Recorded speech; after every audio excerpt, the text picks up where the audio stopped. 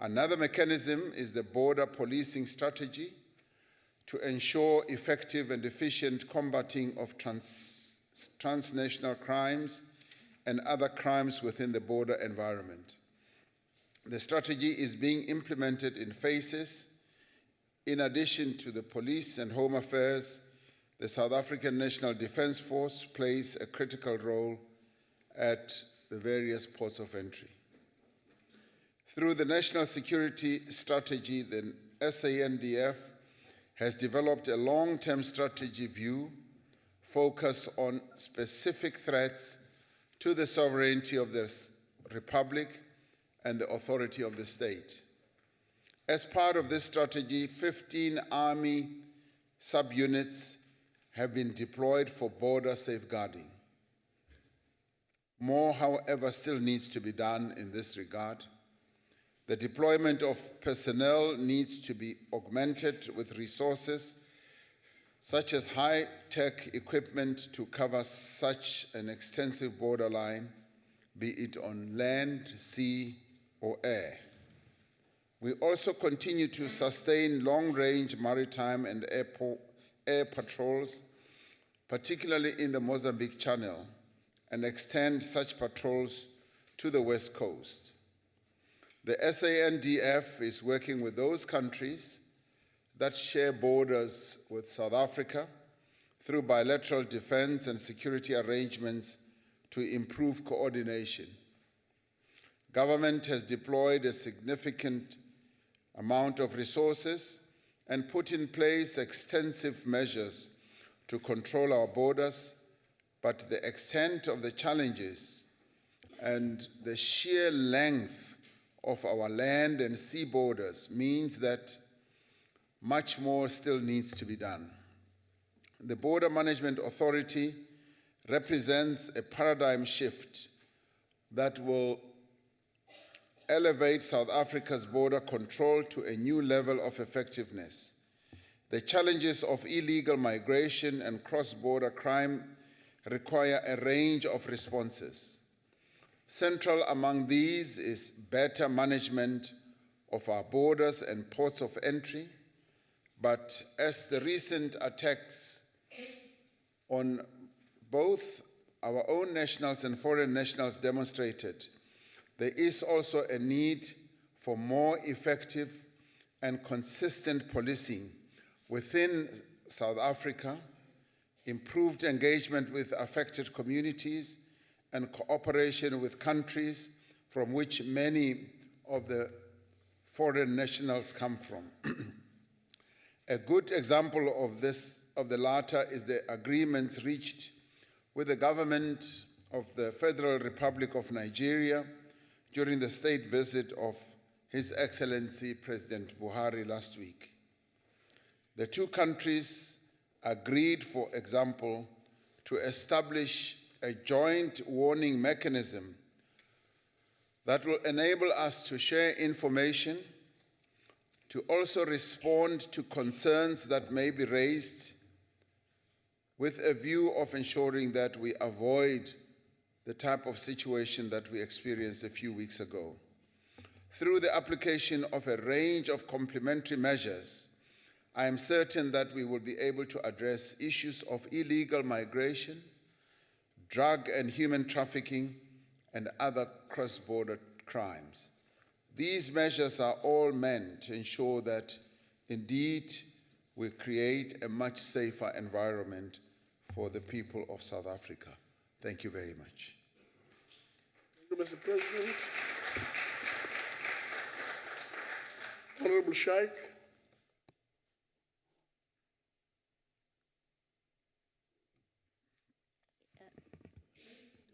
Thank you, Honorable Chairperson, and Dimasiari, Honorable President. Dimasiari Abudi. Honorable President, thank you for your response on the border control and security measures that are in place, as well as an indication of the number of SANDF units that are at the border, and this indeed is a measure that, or a sign that our borders are being managed. Though Honorable President, in light of the tensions that have arisen in the continent following attacks on foreign nationals within our borders, has government started engaging other countries in the continent to develop a comprehensive way of managing immigration? And if not, why not? And if yes, what are the relevant details? Thank you.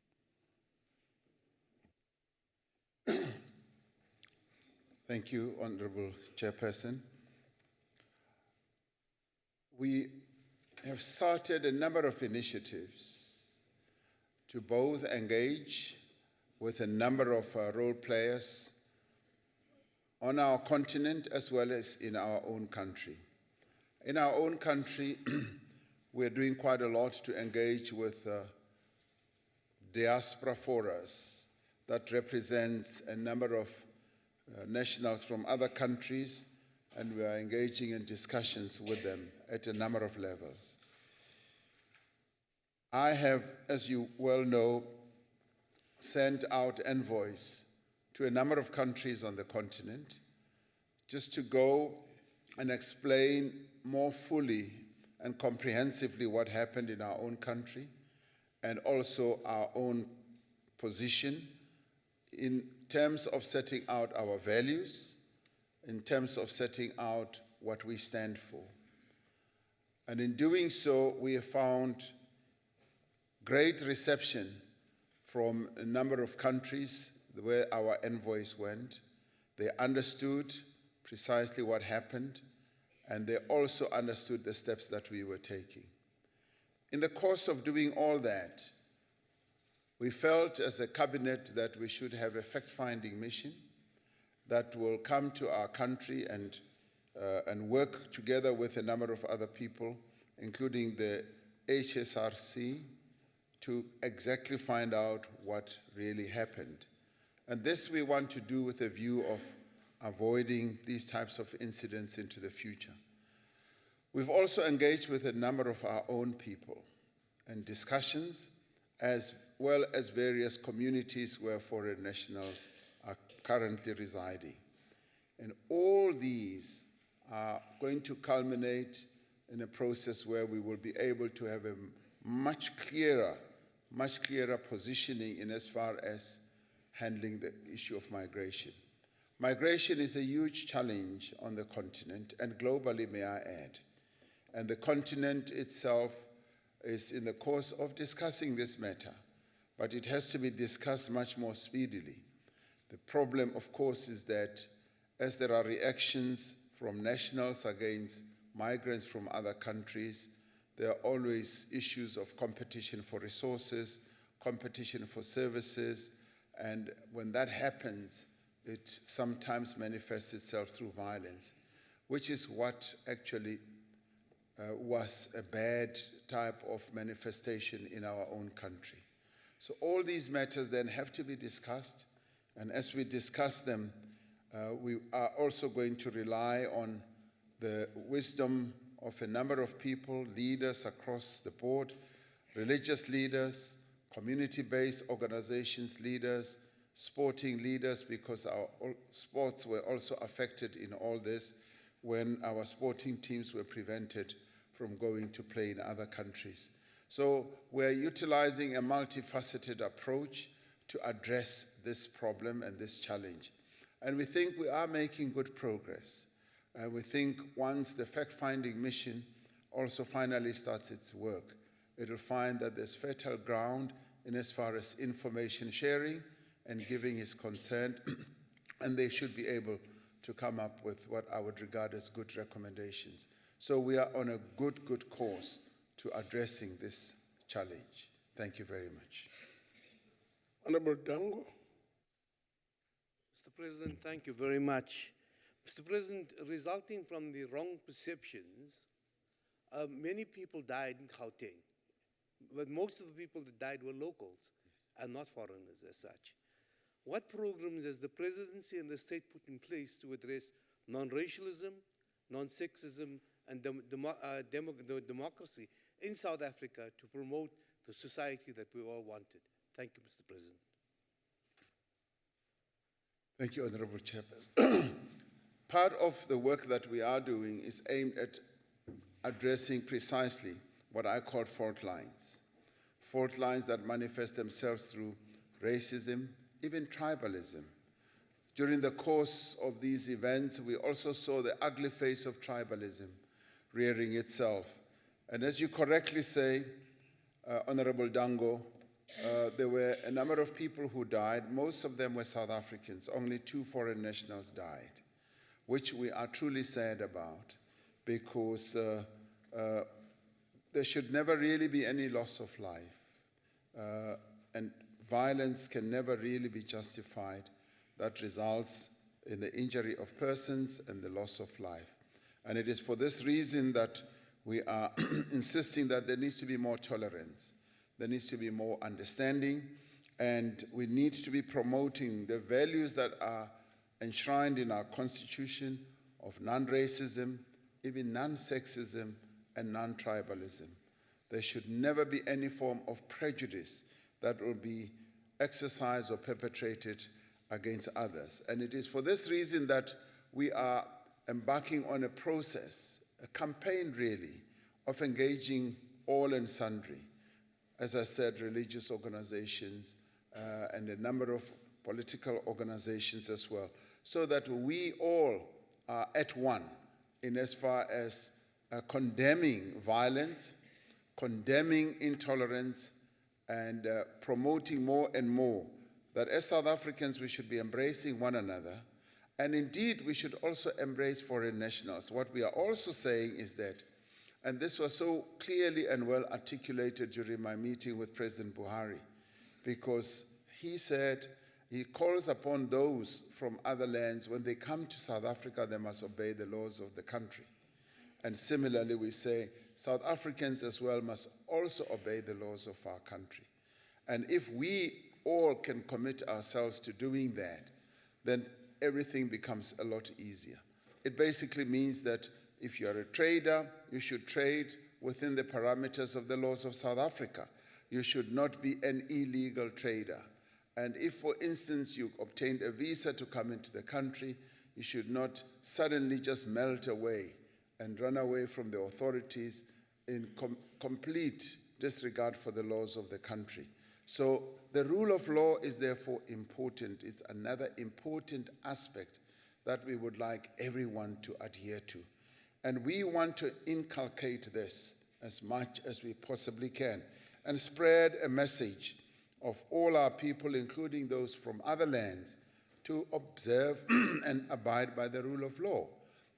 And if we do that, we're also then in a greater position to promote the values of non-racialism, non-sexism, non-tribalism, and also non-regionalism, because regionalism also seemed to come into play in all this. So we want all those very negative attributes to be obliterated from the face of South Africa, so that South Africans must be able to live in peace with themselves, but also side by side with those from other foreign countries. Thank you very much. Thank you very much. We'll now move on over to Honorable Drought.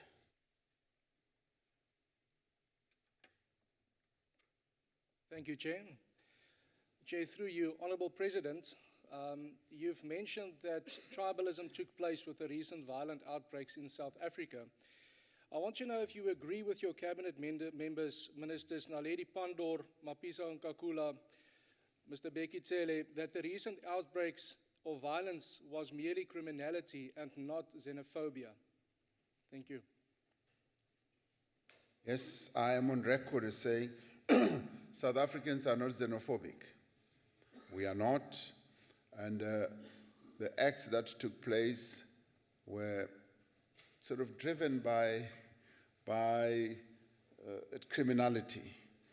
And some of them were so criminal that people attacked certain shops and stores, and some of it was with a view of stealing the goods that are sold in those stores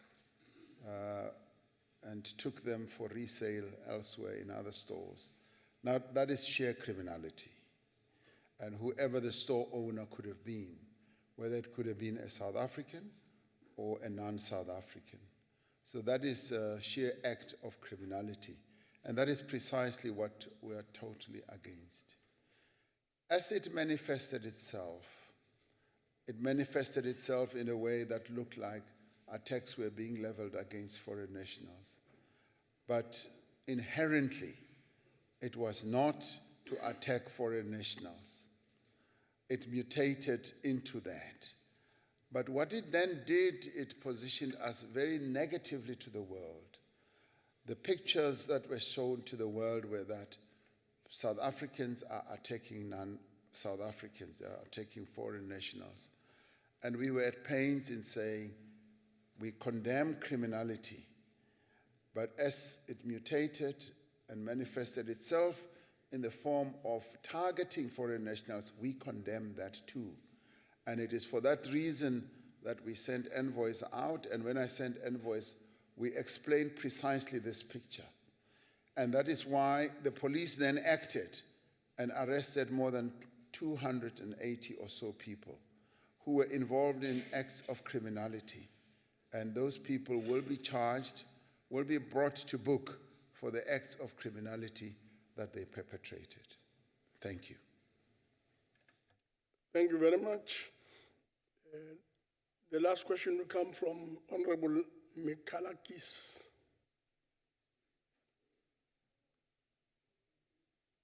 Thank you, Honorable Chairperson. Mr. President, the vast majority of Zimbabwean and Congolese nationals in South Africa are here because of political instability in their own countries. These are, the great majority of them, good people. Their leaders, however, are not. Yet, your government over decades has made more effort through your soft diplomacy to be kind to these ghastly leaders than to be kind to the people of those countries. We have a duty to provide them with asylum, and yet Home Affairs officials seek bribes to issue documents, and not a single one of them have yet been fired for this. And they do exist. They want bribes in order to give the necessary documents for these asylum seekers. When will your government then start taking a strong stance against these human rights violators and in the interest not only of our own country, but also of the people of those countries who are our friends? Thank you. It seems to be with your permission, Honorable Chairperson, to be a double-barreled question. The first part, I should say, I spent more than 6 hours with the Department of Home Affairs last week. It was a valuable 6 hours where they explained to me the work that they are doing, and I was hugely impressed with the commitment, the patriotism, and the loyalty that the majority of the civil servants who work for the Department of Home Affairs displayed, not only during the presentations that they were putting forward to me, but in me just observing some of the work that they are doing. One of the things that they have done is to set up an anti-corruption unit.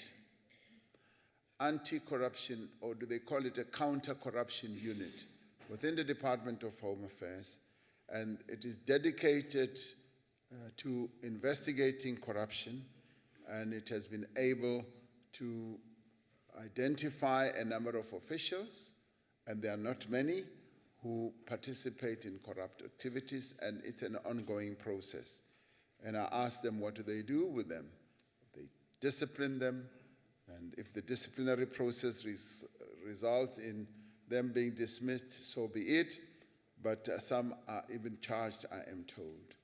So I found that to be quite refreshing, coming from a government department, where a government department demonstrated that it is indeed within its own environment seeking to deal with corruption, recognizing that there is corruption.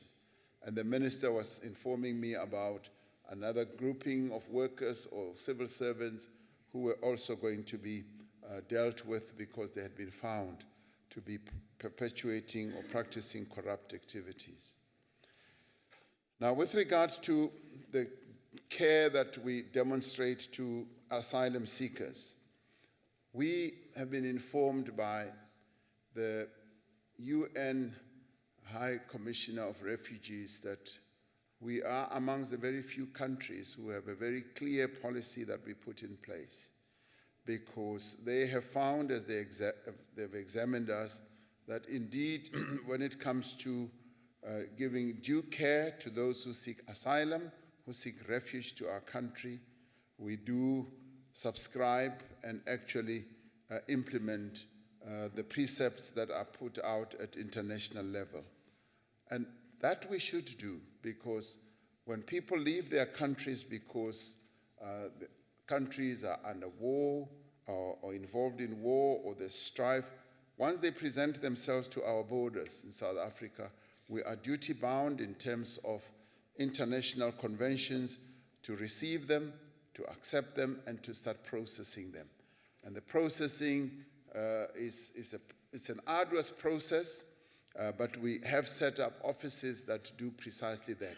There are reception centers that are aimed at doing precisely that. Our policy internationally is to promote human rights.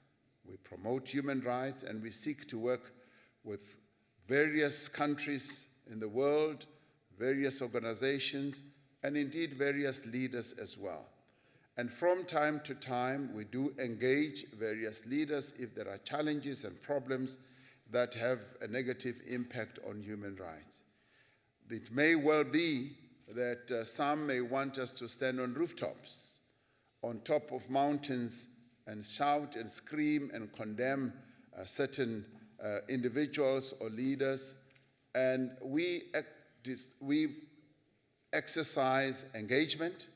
We exercise an approach of discussing matters with a whole variety of leaders with a view of having an impact and an influence.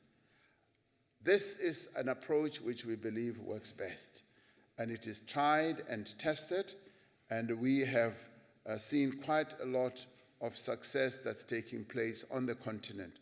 The continent is on the move with regard to observance of human rights, practicing democracy, and this is an Africa that is developing and that is moving forward.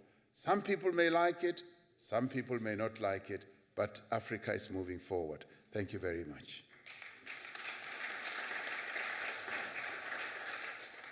Thank you, Mr. President.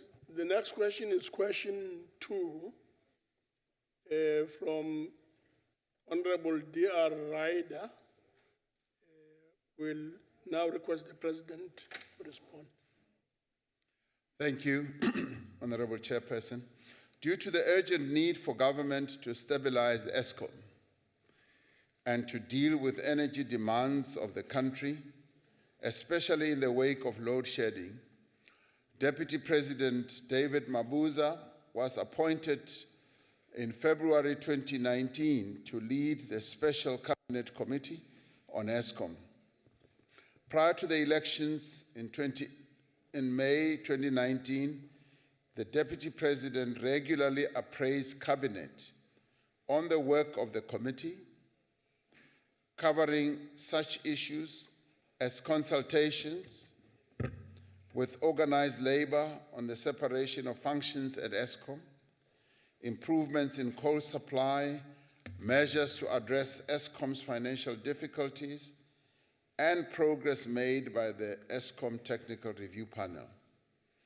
With the reconstitution of all ministerial committees and cabinet committees at the start of the 6th administration, there is no longer a special cabinet committee on Eskom.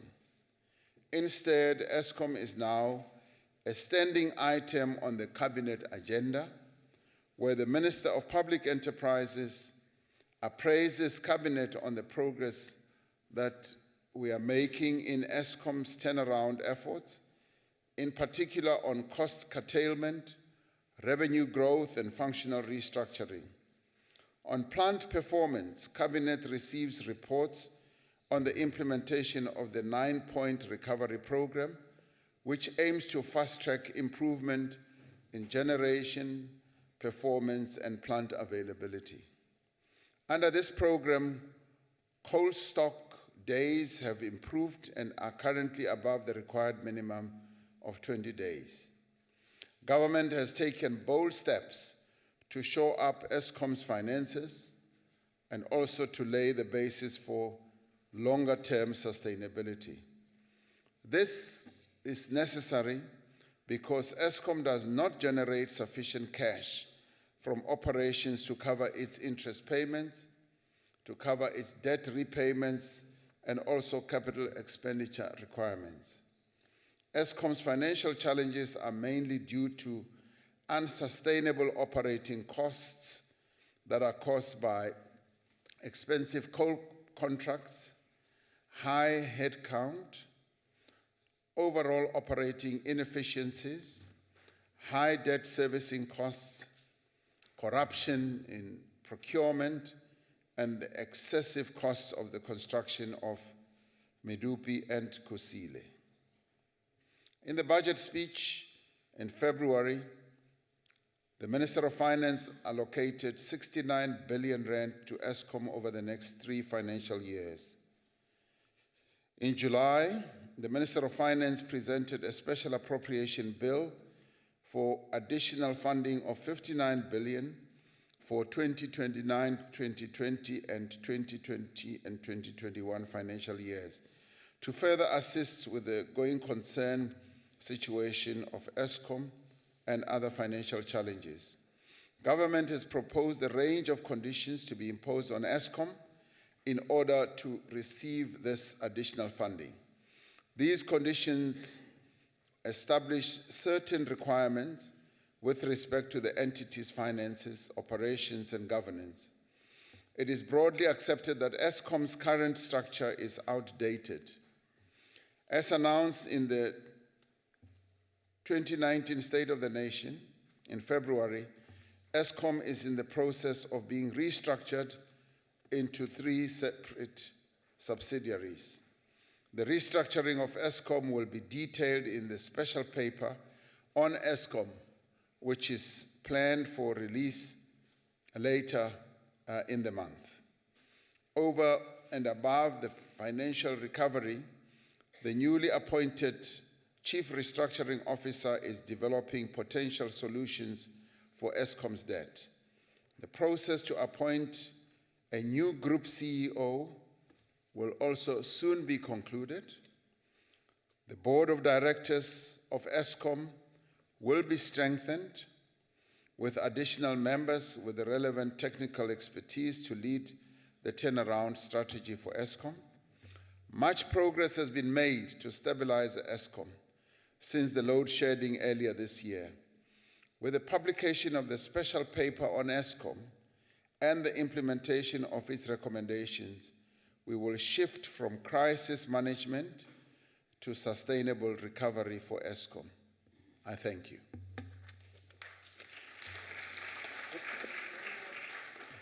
We'll now move on to the first supplementary question by D.R. Ryder.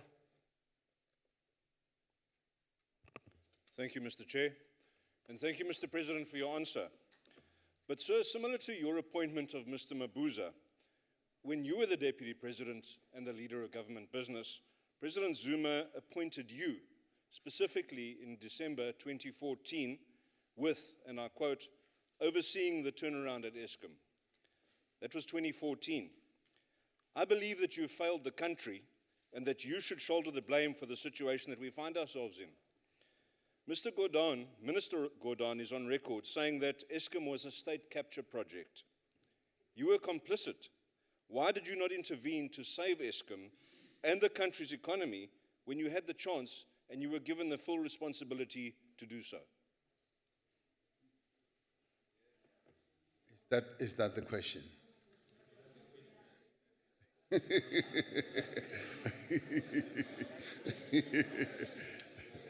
Okay. So I was the leader of the state capture project. Very nice.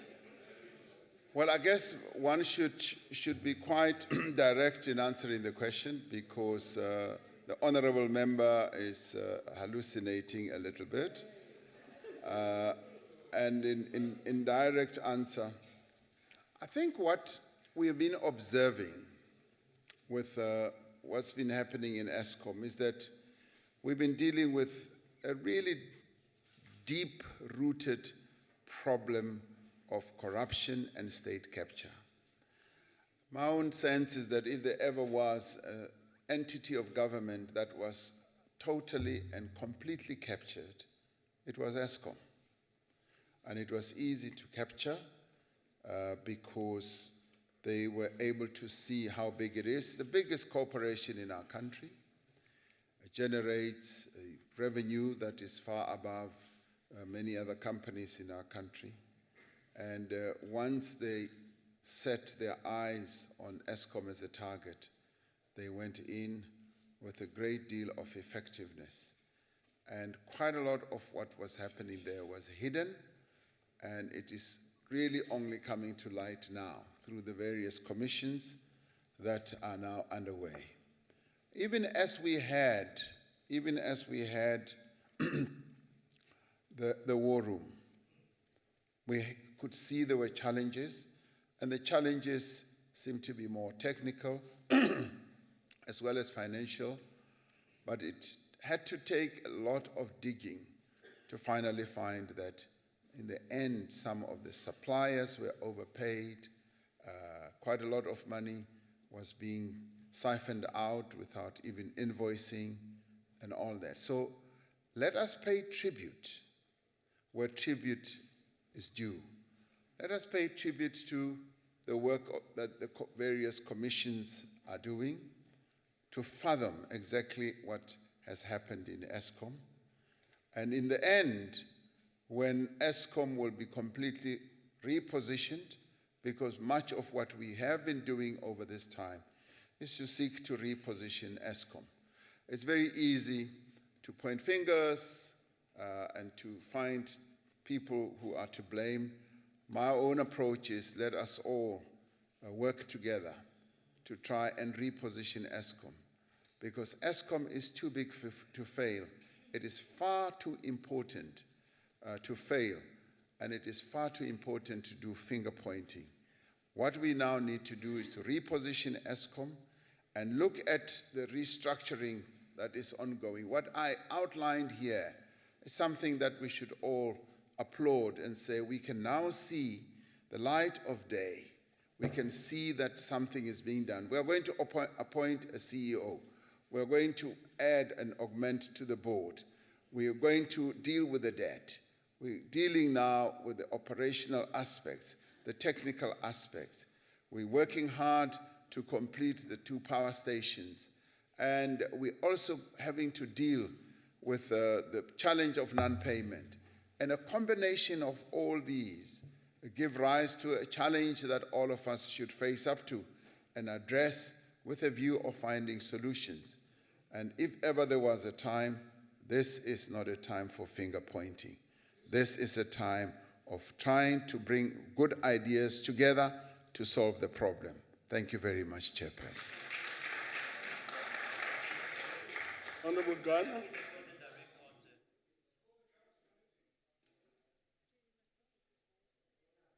No, that can so much tool.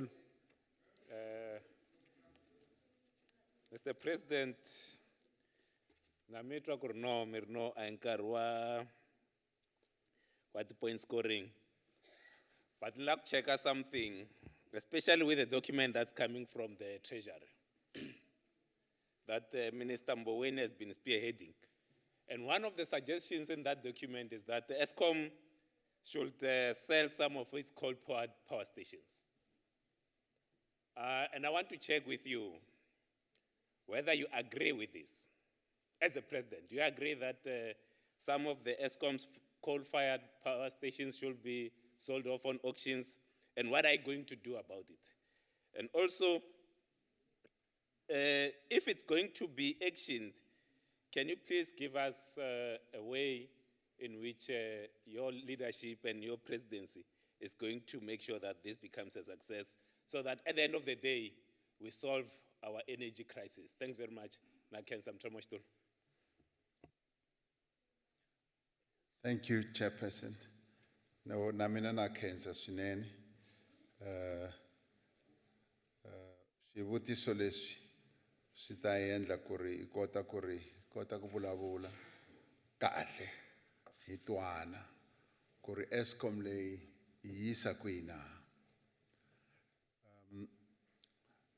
The paper that is currently in discussion, that is being discussed, and I don't know whether you are one of those who did make any submissions, because there have been 754 submissions that were made to the paper that was released by Treasury. And they're working through all those submissions. And indeed, one of those proposals that were put up there is that we should consider selling off some of the power stations. Now, we have to decommission a number of power stations. You might know that some of our power stations are more than 37 years old. And once a power station reaches that life and begins to move towards 40 and more than that, it has really reached the end of its life and has to be closed. And in closing it, we then have another challenge to deal with the ramifications of the closure of those power stations. And we now have to deal with an issue we call a just transition, because they have to be closed and you cannot stop that. You then have to look at where those power stations are located, the workers who work in those power stations, the communities around those power stations. They've settled, towns have been built. Do you want those towns to become ghost towns or not? What are we going to do with giving the people around those power stations and workers a just transition and a migration forward? Now, clearly this gives rise to a number of proposals. Now, selling of power stations, we have to ask ourselves, which power stations will be sold? Are you going to sell the ones that are closing, or are you going to sell the new ones? And in my book, you are not going to sell the new power stations, because they are the ones that are the crown jewels of Eskom. And who will buy the old and aging power stations? You may never find a buyer, because they are aging and going to close. Unless somebody who will come forward and say, I will buy this power station and I will want to operate it for the next 20, 30, 40 years and breathe life into it and give the people of that, around that power station, a new lease of life, and I am entrepreneurial and I know how to sweat this asset, and I will involve communities, I'll involve workers as part of this scheme. Now you are looking at a different proposition. But inherently, we are saying we are not in the business of selling power stations. No. Because which power stations will we sell? And as we've been looking at the restructuring of Eskom, we've been saying, one, we are not privatizing Eskom. Eskom will be carved into 3 entities. The one entity will be generation. But we've also been saying in generation, we must already realize that there are quite a number of other generators of electricity. A number of other entities are already generating electricity. Some are doing it through renewable energy, wind power and sun power, and some are doing it through biomass. So there are quite a number of other generators. But in the end, Eskom will remain the main generator of electricity, and that must remain state-owned. While you accommodate a number of generators who will generate electricity and sell it into the grid, you should then also have a grid company that deals with transmission, and that too must be state-owned. Distribution is another entity that needs to be looked at, because a number of municipalities are distributors of electricity already. So you already have a different type of architecture when it comes to distribution. Eskom is the main player in distribution, but there are quite a number of municipalities that also distribute. So this whole ecosystem of generating electricity needs to be looked at in its full and in its totality. But what I'd like it to make clear is that we are not privatizing Eskom. We are going to be looking at smart partnerships that can be struck. It is possible that we can have a smart partnership with other entities on certain of, say, even aspects of Eskom. The smart partnerships is what we would promote whilst the state continues to have full control over transmission, yes, and on parts of generation. With distribution, the state will continue to play a role in distribution. So that is the architecture that is playing out. But the main important aspect is that we want partnerships with the private sector. The private sector is going to play a key role with us as we restructure this electricity behemoth that we have. It is when we involve the private sector that we will be able to modernize. That is when we will be able, yes, to embrace renewable energy technologies, because those technologies are coming at us fast and furious. But we also have to be responsive to climate change. Climate change is coming at us, and the private sector is the main player in climate change technologies, and we are also saying that Eskom must also play a role in climate change technologies. It must not be left behind. And it is for this reason that we say Eskom is just too big to fail. It's just too important for us not to ensure that it succeeds. Thank you, Honorable Chairperson. Next supplementary question goes to Honorable Matibe. But I see Honorable Ryder is up. What's the question now? What's the point of order? Point of clarity, Chair. Can I just ask, does that mean yes, Mr. President? No, please sit. Honorable Matibe. Thank you very much, Chairperson. Rekodiwa pindulo zera zinekedzwa nga mu President.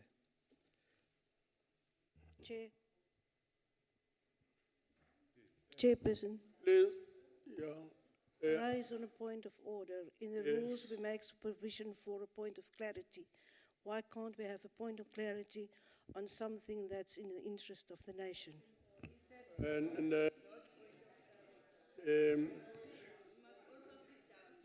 No, please proceed. Ndolibuwa, Chairperson. Mapungwa Eskom President Richko Chimbila nas constituencies zashui. Zvinera wana vadzirapo vakolera ngazvo chothoma. Ndi mapungwa uri mudhakasuko dhura. Ri funosedza uri samuvuso ri na pulane na dzau thusedza kha uri hezwo zwisikonadze. Ri khou dovha hafhu ra livhuwa phindulo ye vha i ṋekedza kha mafhungo o dzudzanyula Eskom. Tshiṅwe tshine ra funa u tsheka futhi ndi tsha uri musi ri tshi khou ita mushumo wo dzudzanyula Eskom, vhashumi vha ḓo kwamea u swika gai, nahone kha hezwo zwithu zwoṱhe zwi ḓo thusa hani u alusa ikonomi ya Afrika Tshipembe. Ndo livhuwa. Thank you very much, Mr. President. Honorable Chairperson, Ndialibu Abumatib. Eskom recording as an andira zote ori ri ve budzuloni havhuḓi uri ikono u bvela phanḓa ite mushumo wa u ḓisa muḓagasi kha Afrika Tshipembe yoṱhe. Nahone I ḓisa muḓagasi na kha Southern Africa kha mashango o fhambanaho. Ri khou lingedza uri ri tikedze ri bone uri na vhashumi vha kone u vha vho ima vhudzuloni havhuḓi. As I was saying, the issue of the just transition that we're looking at. As we now know, and I think as it's become much more clearer also to a number of other people, working people as well, that as these power stations age, and it happens all over the world, these power stations are built to last for a number of years. And the problem is that the older they become, the more expensive to run they become, and the breakages become even more frequent, and you spend much more money to keep them going. And they come to a point where their life just comes to a dead end. And what we have to do in answering your question is collectively, and this is the conversation that we say should be embarked on. We need to define what that just transition is. Just transition is a buzzword around the world, and we are saying, let's define what just transition is. It has to have key elements, and the elements have to be the socio-economic future of the places where those power stations are. And quite a number of them have become towns. What is the socio-economic future for them? We need to plan around that, but in an inclusive way. We also need to look at what happens to the workers who have been working in those power stations. Are we going to reskill them, upskill them, and are we going to open up new opportunities for them? Are we going to look at those areas as centers where renewables can actually be developed? And if they are, what ways are we going to embark on to reskill those workers so that those workers immediately migrate? Other countries have done so successfully. They've been able to create even more jobs where coal-fired or fossil-fueled power stations have closed down, and new sources of energies have come up.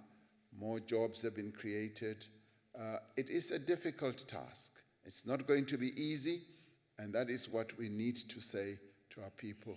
But what we are saying is that all of us must embark on a process to define what the just transition is and to work towards that transition.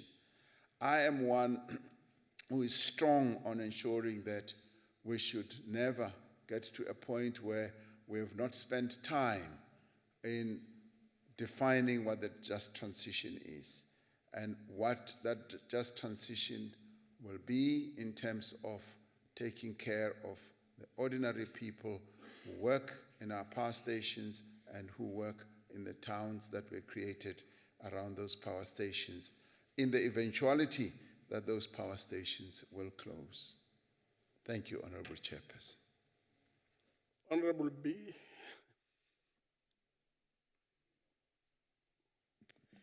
Ngiyabonga sihlalo wendlu, ngibingelele kumongameli ohloniphekile. Ukudlondlobala kwalezi kweletu zika Eskom yikona okuyingqinamba enkulu ekuvimba ukuthi kube nozinzo ekusebenzeni. Mongameli ohloniphekile, ingabe uhulumeni unalo yini iqhinga angasiza ngalo ekuqoqeni izikweletu komasipala nakubahlali abahlomula ngqo ku-Eskom? Nokuthi ungenzeka yini ukuthi kube namathuba omsebenzi ukuze kuliwe nale ngwadla yokuntuleka kwemisebenzi? Ngiyabonga sihlalo. Thank you, Honorable Chair.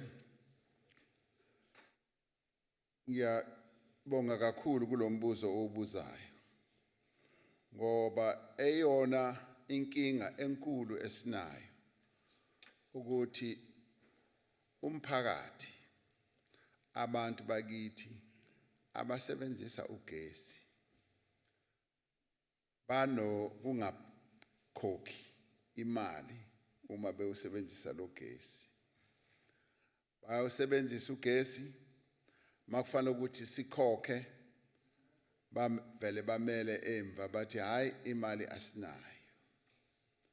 Lokho kwenza ukuthi Eskom le yenza ukuthi sibe nayo ugesi ingasabi nayo imali yokuyenza lo gesi.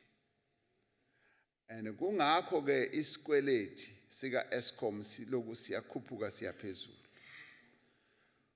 Uma izinto zingashintshi siziyeka zibe nje kuzofika isikhathi lapho iEskom ngempela isikweleti sakhona sizoba sisikhulu kakhulu nayo Eskom izoba enkingeni ingakwazi ukuthi iyenze ugesi nathi ke singabi na ugesi kube umnyama la eSouth Africa. Manje akufanele ukuthi kuze kufike kuleso sigaba. All of us need to know that when we use electricity, there is a cost to it. And we cannot just say Eskom itself and the government will carry the cost. We've embraced and accepted the principle of user pay, that the user of any service does pay. When we use our cell phones, I always use this example. When we use our cell phones and we talk for however long, we all know, even a small child knows that it costs money and you must pay. And the same applies when it comes to electricity, the same applies when it comes to water, and the same applies when it comes to a whole range of things. Now, this culture has developed, wrongly so, amongst our people that when it comes to electricity, the government will carry the can. We can continue using as much electricity as we can. Now, that is a wrong culture. We want to change that culture. The boycott culture is over. We are no longer in the boycott period. Boycotts were used as an effective weapon during the days of struggle. And it paid dividends. It got us where we are. Part of the instruments we used were boycotts. Now we must use paying to take our country forward. If all of us as South Africans want this country to move forward, we've got to pay our electricity bills just as much as we pay for our cell phone bills. I just don't understand why you would pay to talk on the cell phone like that cell phone was doing now. Maybe there's no airtime there. I just don't understand why we would pay for cell phones. And I cite cell phones because the cell phones are a new technology. We all new payers to cell phones. Many years ago, we didn't have cell phones. Now we have cell phones, and we know there's a cost. We pay every month for our cell phones. And similarly, we must pay for our electricity and for our water. We're going, as a government, going to be launching a massive campaign to encourage our people to pay. And we're going to spread it throughout the length and the breadth of the country and call on all South Africans to pay their charges. But because we are a caring government, we have even gone to say there will be those indigent families who will have a number of kilowatts that they will be exempted from. But in the end, all of us as South Africans must pay. It is our duty, it is our civic duty, and it is our responsibility to pay. When it comes to creating jobs, we are working day in and day out to find ways of creating jobs, and part of the paper that was being referred to earlier is aimed at doing precisely that. How we can remove the constraints in our economy, how we can unlock the energy in our economy and to get our economy going and make sure that we create more and more jobs. This is precisely what we are seeking to do. Thank you very much. Thank you very much, Mr. President. Just to say two things, really. All of us know the rules that the cell phones should be off. Secondly, please raise your hands a bit earlier, because there are only 4 supplementary questions. Thank you very much. We'll move to question 3 from Honorable Koia to the President. On a point of order, Chair. Yes. Honorable Makause's hand was up. Can we please correct this thing of selection of names, please? We will try to the best of our ability from the chair to spread the questions amongst all of us as far as possible. But don't assume that because you have raised your hand is one of the 4. Chairperson, we are not assuming. No, thank you very much. We'll try our best. Yeah, please. Thank you very much. Thank you. We will now move to question 3. Honorable President. Honorable President.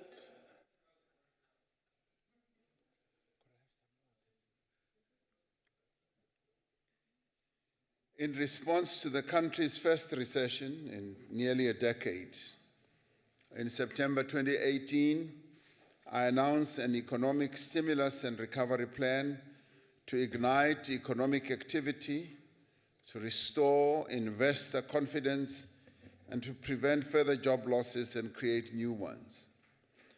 Most of the measures announced in the plan now form part of the government's medium-term strategic framework to 2024.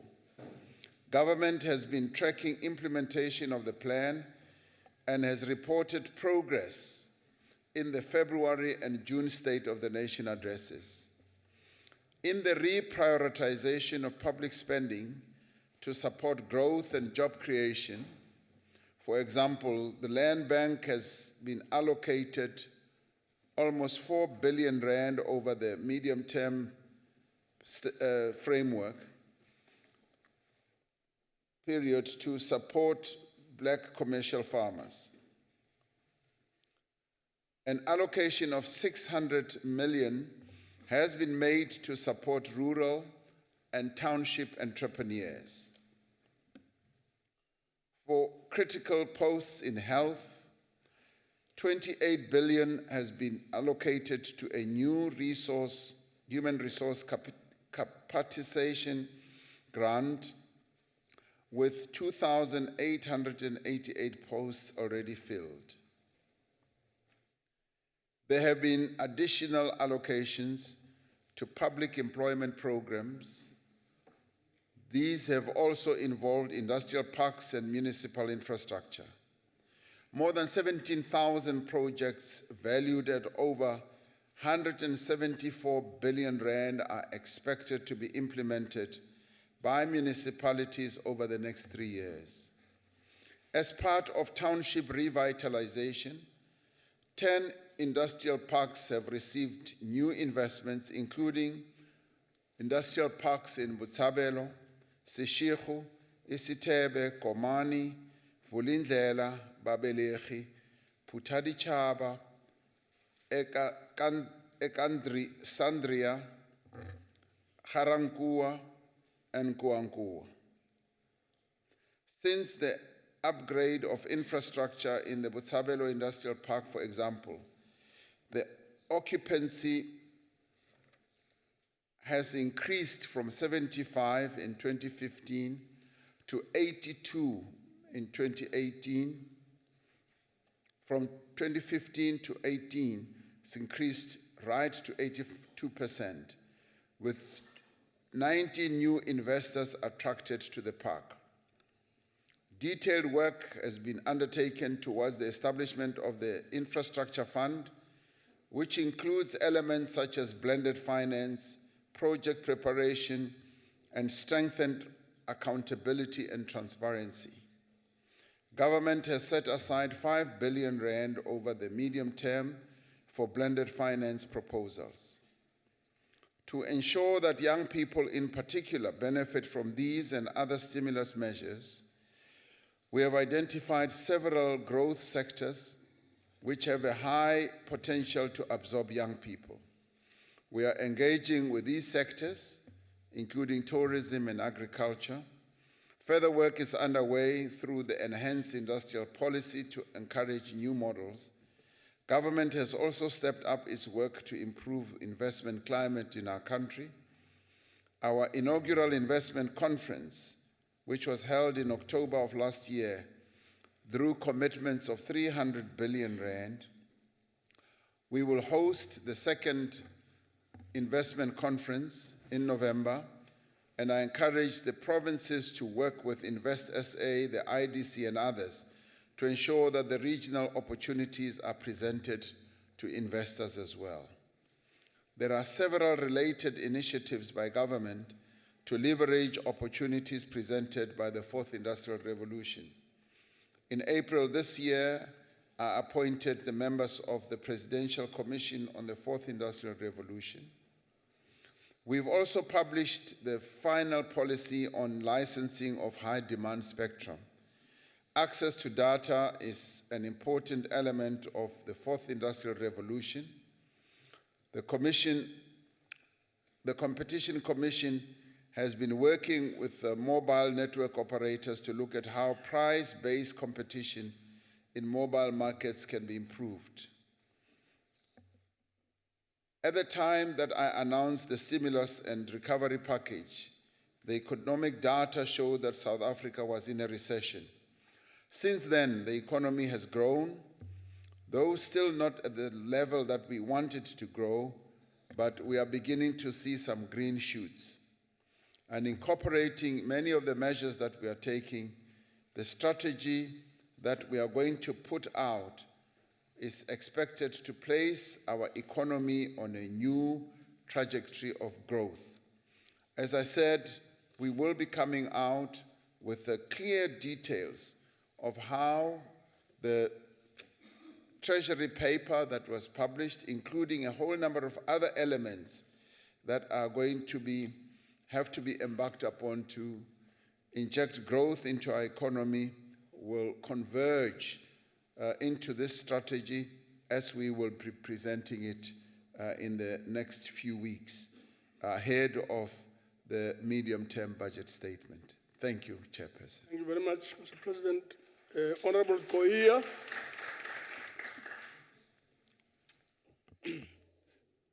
Thank you very much, Honorable Chair. Let me welcome the detailed response by the Honorable President. However, I need to say that it's sad that I didn't hear the mention of the Northern Cape in the list of projects that he has mentioned, and I would have loved to hear the Northern Cape. However, the follow-up, Honorable President, is in relation to the 15 billion that was set aside in the reprioritization budget, particularly for infrastructure. I want to check, Honorable President, if maybe government has already identified priority areas where those projects will take place, and also what that means in practical terms. And then as a follow-up as well, the President was in the Northern Cape not very long ago in the Heritage Day celebrations, and the Premier of the Northern Cape was clear in terms of raising the challenges of the Fourth Industrial Revolution, especially with regards to the rural areas. So we want to check if there is any strategy or intentions to develop a strategy for connectivity in the rural areas so that we can be able to take ICT to the rural areas so that people of the rural areas can be able to access, one, in terms of the creation of jobs, as well as bringing them into the mainstream of the economy in the country. And lastly, President, in terms of the investment summit, the outcomes, we were happy to learn that the bulk of those investors are local investors. But we would be interested to hear the President's view in terms of the assessment of the international investments. Thank you very much.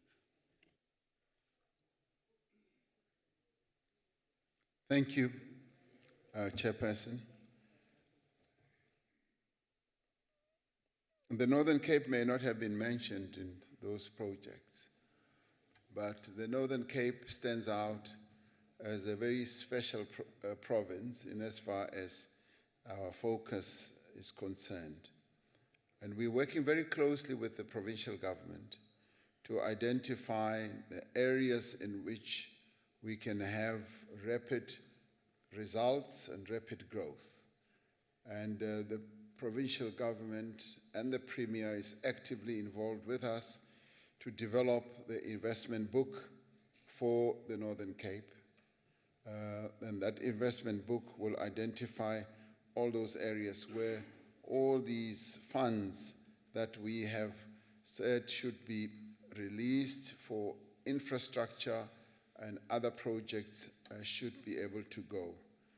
So we are keeping a very close eye on developments of an infrastructure nature for the Northern Cape, but also of a growth nature. Mining remains one of the key growth drivers for the Northern Cape, and we're also looking at how mining as well as infrastructure can be utilized to generate more growth in the Northern Cape. On the fourth industrial revolution, particularly when it comes to the issue of connectivity, we are insisting that as we will release the spectrum, as we will have more broadband, we want to focus more attention on the rural areas, because the rural areas are often most neglected by operators, by the private sector and others, and we are saying that is exactly where we want more focus to be, because there should be no area or region in our country that is left behind. With regard to international investors, last year when we held our investment conference, we had a very good mixture of both international and local. And as you correctly say, the local were in greater number, the companies that made commitments. And I'm pleased to say that a number of those companies have lived up to the commitments that they have made. And some of them, the international ones, are also living up to it. In a few weeks' time, we will be launching an investment that was announced, a new investment that was announced at the investment conference that is being made by an international entity, which is very good. We want, obviously, to be more and more attractive to international investment.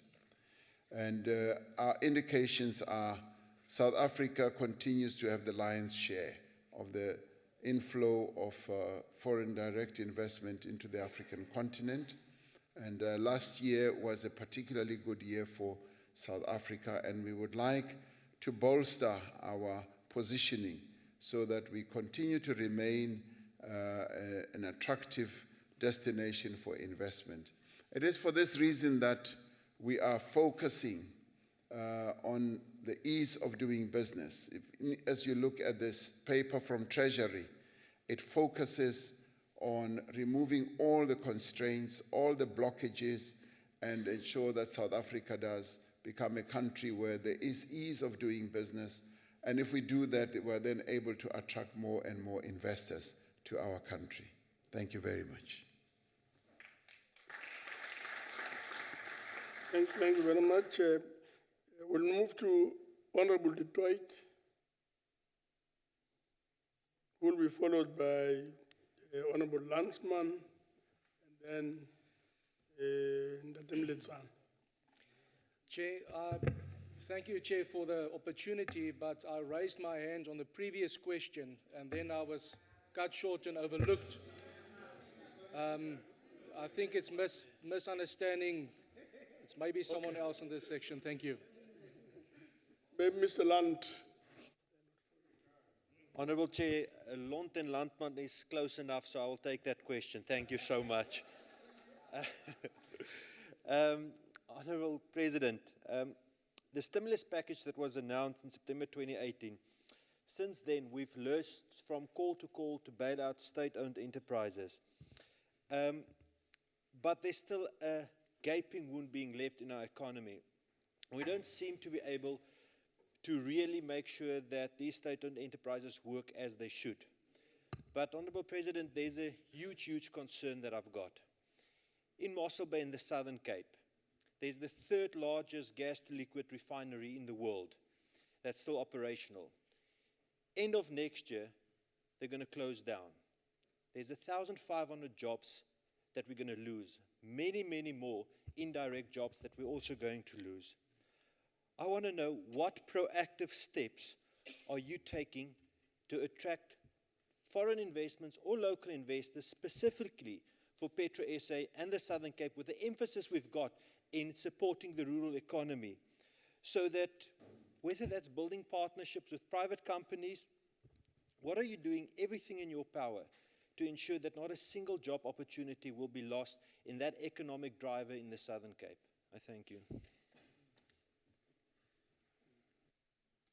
Honourable Chairperson, the Minister of Mineral Resources and Energy, Minister Mantashe, is spending quite a lot of time talking to a number of players in the private sector, and some of the efforts that he's making are aimed at addressing precisely the challenge that the Honourable Member has raised, with a view of seeing how best the real problem that we are going to face when we run out of gas, how we will address that, and whether we can restructure Petro SA in a way where we ensure that either we find a new resource or we don't lose the jobs that we could lose there. He is spending quite a lot of time, and he said, President, I'm attending to this problem and I will come and brief you about the efforts that we can make in that regard. So the jobs of the workers in Petro SA remain prominent in our minds and in our heads, and we will be seeking to do everything that we can. The challenge, of course, that we face is that the gas that was being exploited there is a depleting and a wasting resource. And in order to ensure that you address the problem, you've got either to find a new source, to renew that, so that this third largest refinery that you're talking about remains a valuable asset for the people of South Africa. So we are quite aware of this challenge, and we will be seeking to do that. I will be going there myself at some stage to go and see how best we can lend a hand in the challenge that our people are going to be facing there. Thank you very much. Thank you. The next person is Lansman, Honorable Lansman.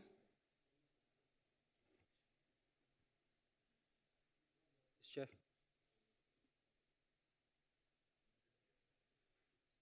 I think it's the sabotage of without land. Honorable President, good days, Mr. President. In Denville, where I come from, Denville Mafikeng, there's a Denville in Gauteng also, in Northwest Mafikeng. People would to ask the President whether, in view of the fact that the Job Summit brought about an agreement to extend the employment tax incentive for another 10 years. Has government already worked out modalities for implementation of this agreement? If not, why not? If so, what are the relevant details? Ek is Eric Lansman, Mr. President, a man sonder land. Ek is baie bly om te hoor. Yes, as part of the Job Summit undertakings, It's been agreed that the tax should be extended for another 10 years. This tax has been found to be very beneficial. It has yielded more benefits than we actually talk about, because it's been able to bring in quite a number of young people into the job situation. And the modalities is what is now being reworked and refashioned, as I know. But all that is going to come back to the Job Summit Presidential Committee. The Deputy President and myself decided that we are going to focus on issues of job creation, and that every first Monday of the month, of the new month, we will go to NEDLAC, bring together all those partners who were part of the Job Summit agreement, so that we all get to hear the progress that is being made. And may I say that the last meeting that we had recorded a lot of progress that has been made. It is progress that I was most impressed with, because we're getting all the partners now to focus on various sectors of our economy and bring in the sector players to come into the meeting to outline their own challenges and difficulties, so that we find ways of addressing them without any waste of time. And one of the things that we addressed is the time that it takes for permits to be granted, and we are now shortening all that. And we got sector players to come and explain to us that the length of time that it takes to get water permits and all that is far too long, and we got the water people to come and explain why it should not take shorter, and we get them to make commitments that they will live up to. So we've been having wonderful sessions following the Job Summit process, and this is where we all got a sense that we're beginning to move forward. I insisted that I no longer want to hear about constraints and red tape and blockages and all that. And I said, because it's usually talk. And I said, I want the specifics. If people are complaining about water licenses that take too long, we must bring the water license people to come and explain to us why it is taking long. In a way, put their feet to the fire and say, why can't you cut it down? And we were very pleased to hear the water license people, for example, I'm just choosing them, saying that they are now able to cut the water license applications down quite considerably. Now I've said to them, bring me what you used to do in the past and what you're going to do. I want to see what the percentage is, because I literally want a 70% cut in waiting time, if not more. So we're beginning to gain traction on issues that have been causing problems, and I've challenged the private sector. I've said, come forward with the issues that are causing problems. And we want practical things. We just don't want newspaper headline talk. We want the things that now need to be done to turn the economy around. And I believe we are arriving at that moment when we will turn this economy around, the real economy for that matter. Thank you very much.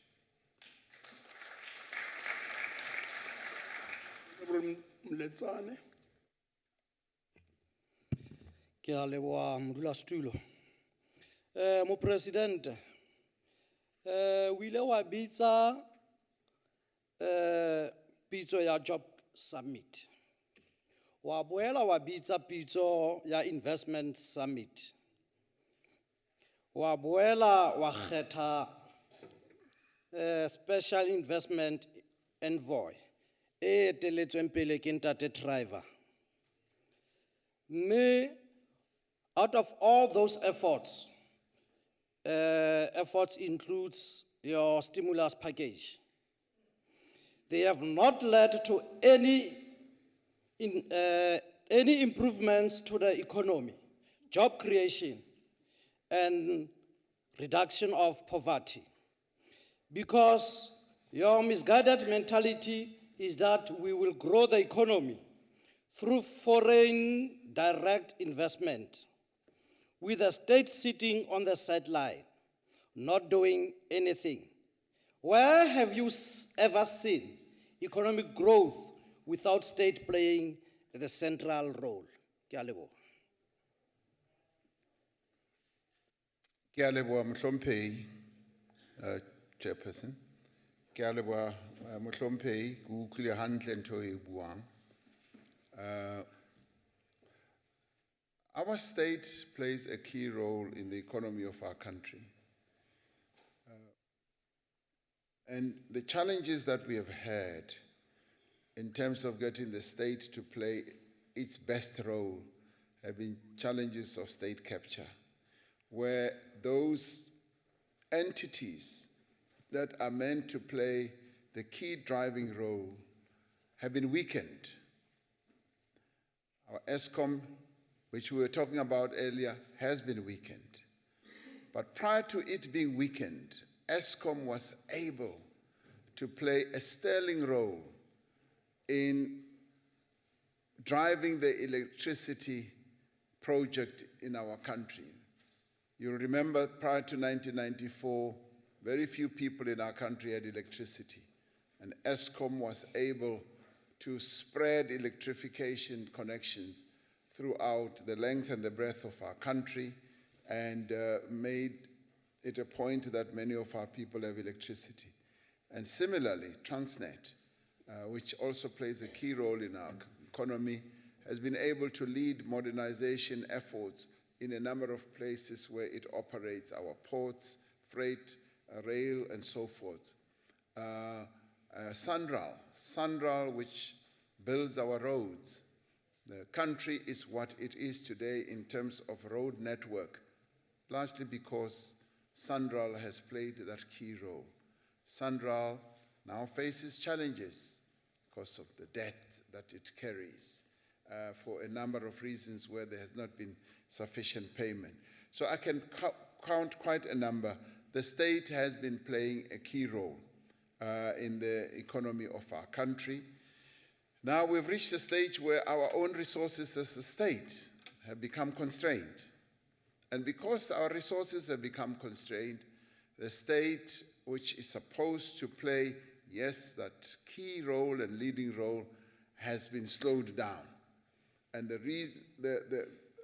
reason why we are trying to increase the capability of the state, to reposition the state, is to enable the state to continue playing that very key and critical role. The state should be an entrepreneurial state. It should be an innovative state. It should be a leading state and be able to encourage the private sector to invest. Now, 70% of our economy is private sector led. That is a reality that we cannot run away from. But the state playing that 30% role in our economy has been able to play a very critical role, and the improvements that we see with housing, with hospitals, with water reticulation, with electricity, the roads and all that. Who's done it? It is the state that has been leading the role.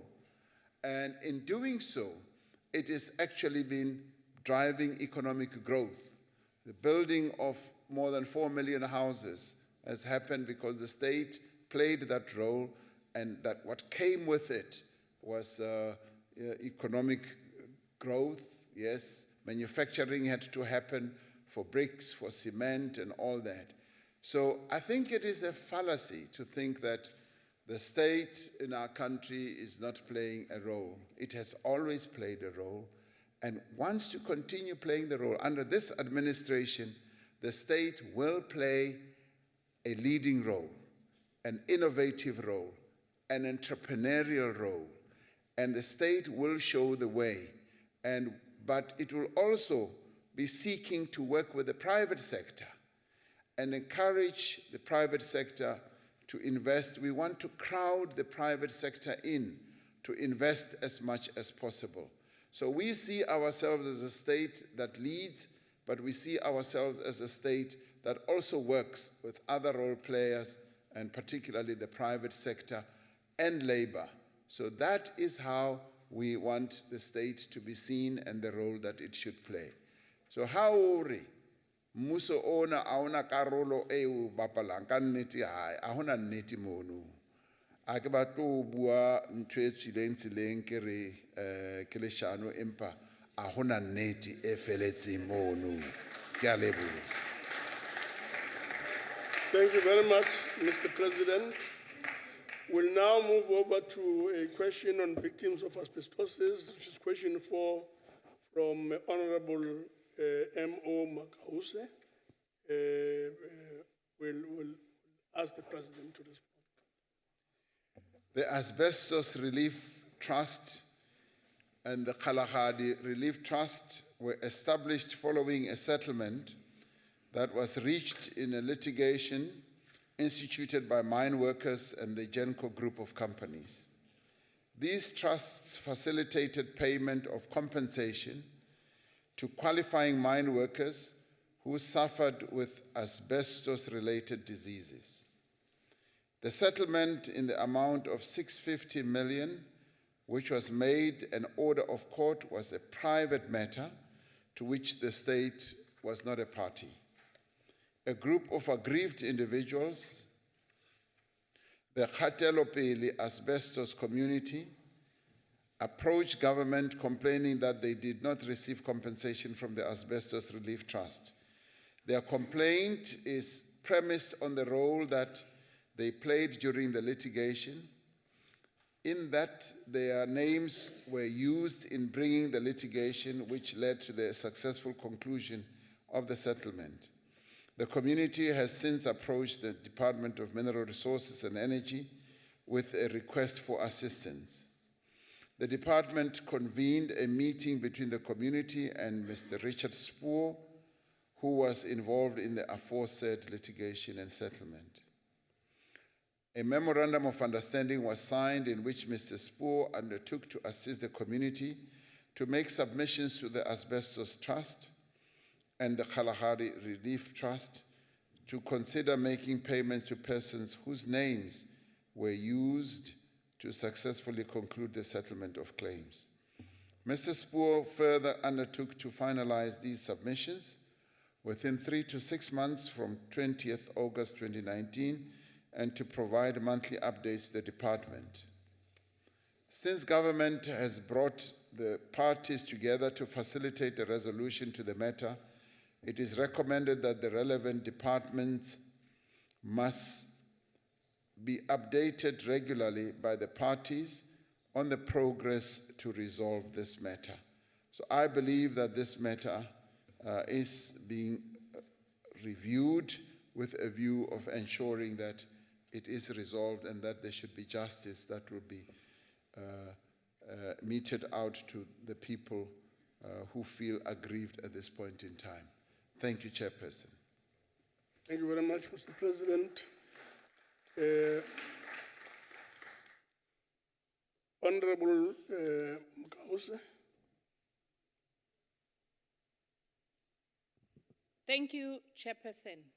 Mr. President, the communities and the victims needs urgent attention of government relating to this matter. This matter has been running for quite a very long time. We note the commitment towards this for settlement, and we also note that companies have taken responsibility. But Mr. President, families have died, mothers, breadwinners have died, and some of the victims continue to suffer without any compensation. What role does government play in terms of regulating payments of these victims?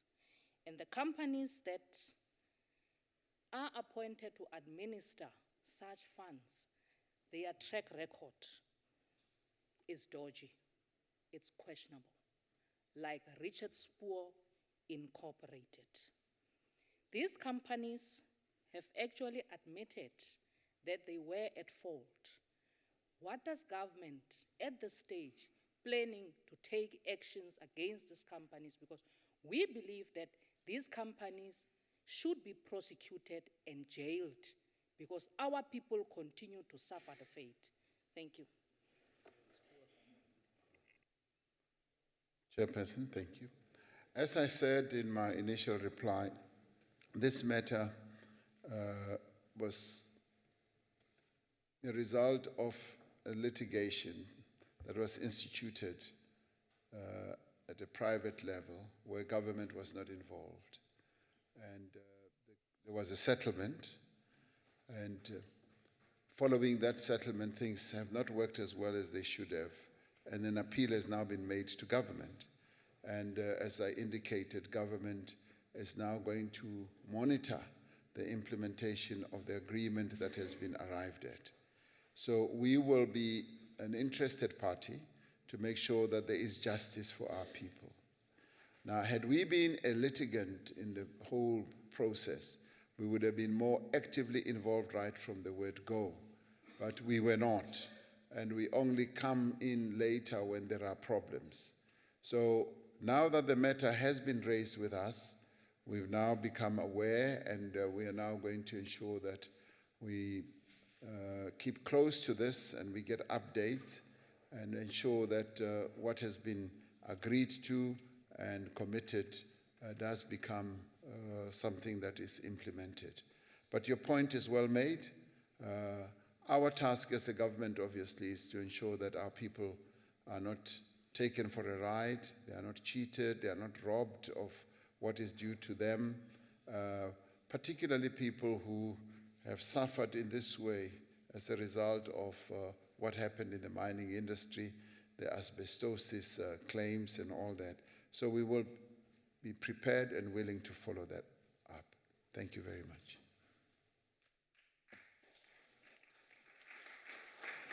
Thank you very much, Mr. President. We'll now move over to Honorable Kohia.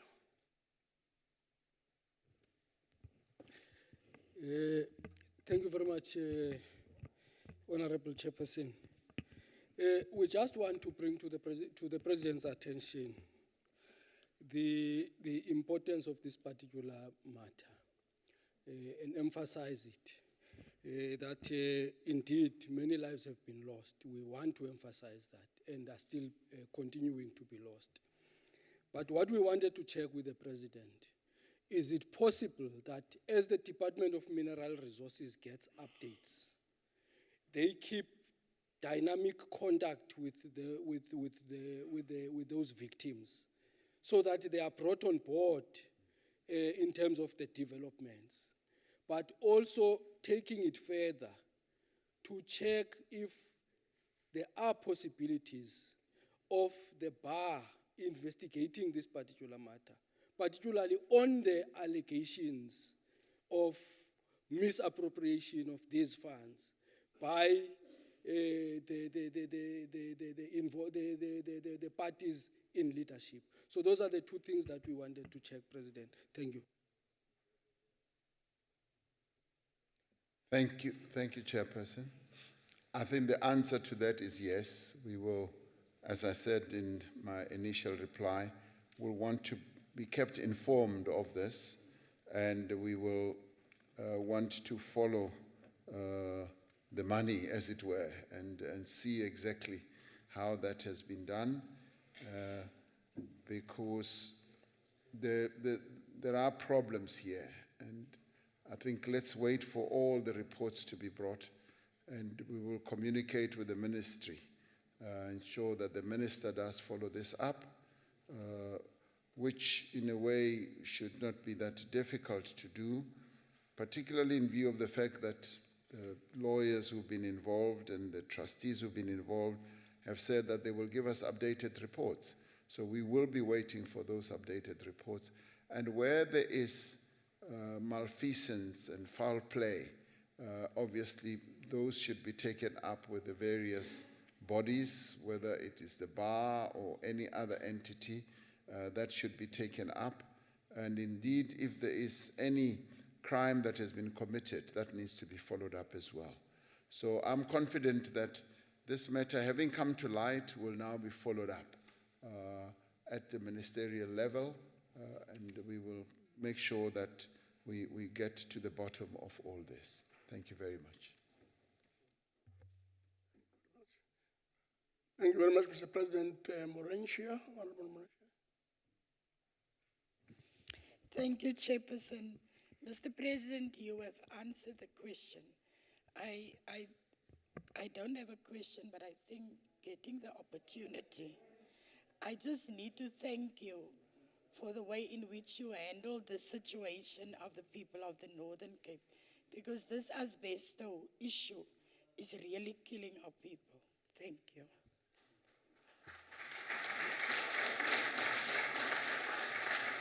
Thank you very much. There being no other question, we'll move over to question 5.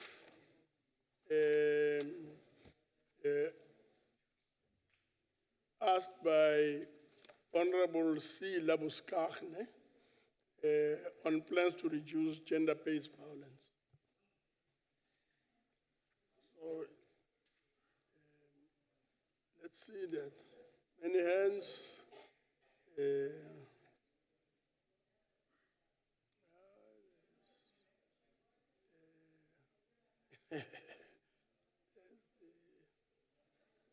Malala.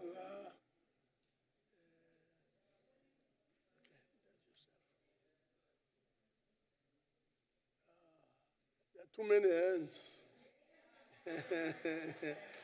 and the limit is 4 honorable members.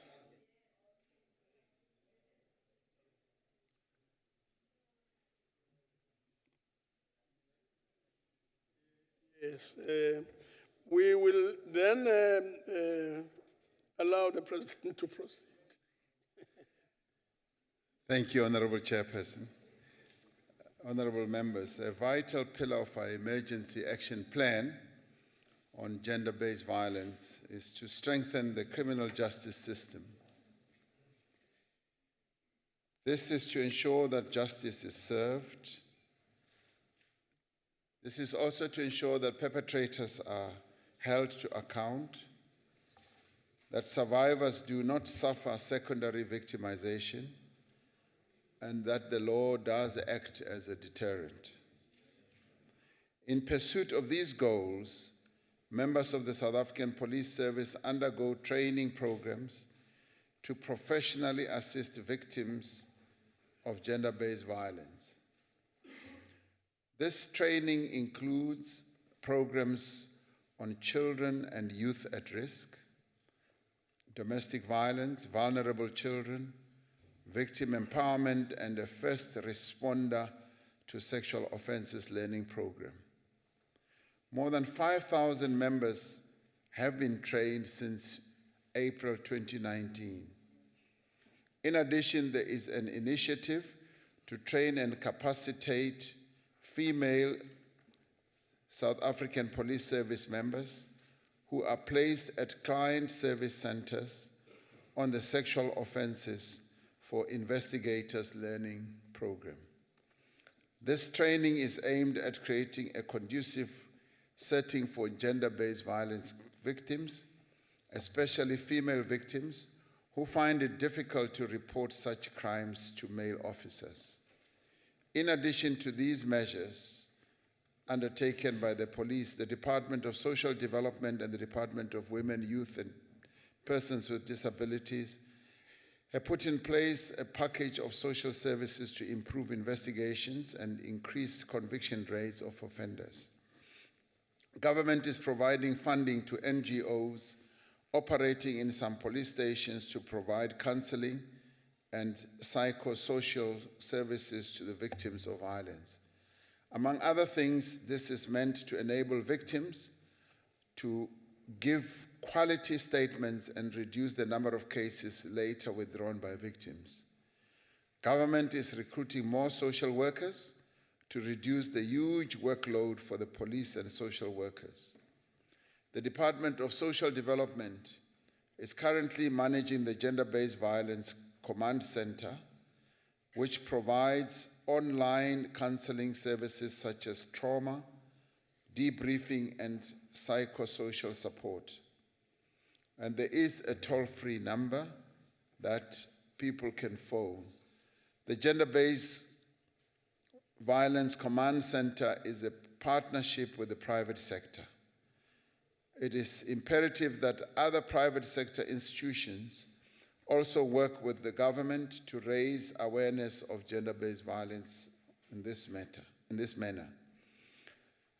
As outlined during the joint sitting of Parliament on the 18th of September 2019, we are committed to enhancing the safety of women in our country as a matter of urgency by making the necessary amendments to our laws and policies with a view of ensuring that perpetrators of gender-based violence are really brought to book.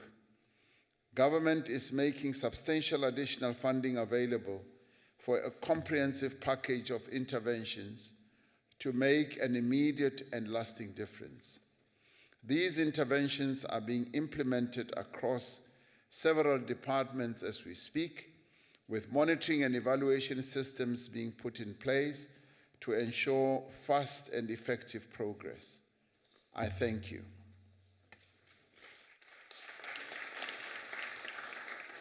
Honorable Abusnachne.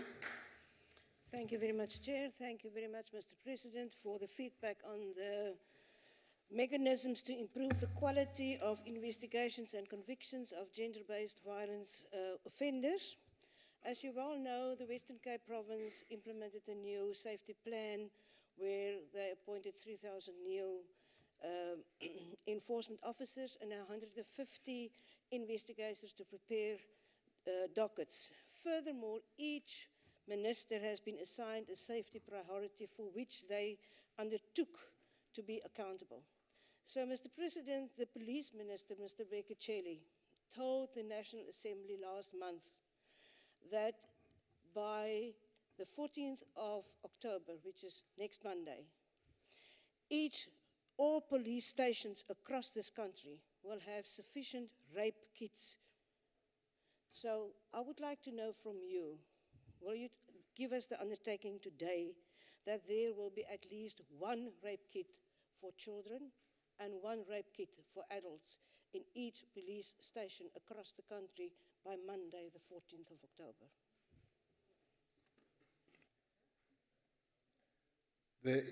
Thank you, Chairperson. The issue of rape kits was raised during the joint sitting.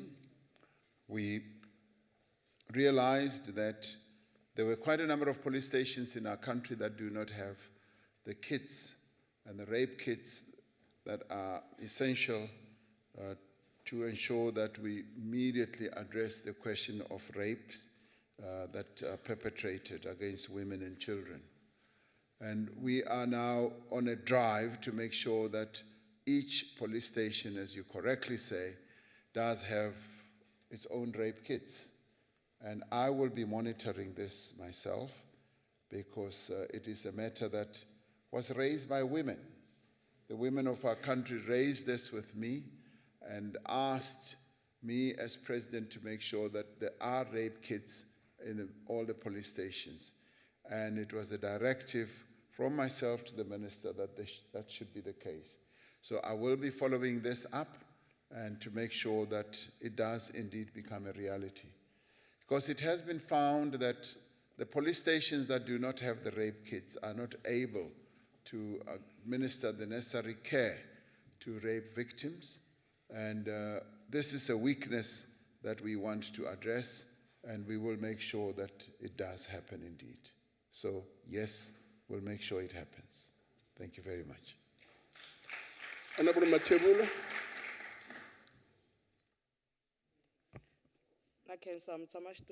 Mr. President, ba akatiko bale makai. Ku va kota ku pfuneka va famba mpfhuka wo leha hi mhaka ku titliliniki na ti-police station ta le makaya ta pfala na madyambu. Xikombiso ni ta mi nyika xikombiso hi police station, community police station ye le ka Dzumeri Agian Alipont, under Greater Gian Municipality. Yipulana Hlikansen, Namadambo, Yapal. Iti letin the letim teteresaku, President, or letim at teteresa, go to police station, nati clinic, tipula in 24 hours. Kuba akatiko, bakotako, funekela, kusoan, na case.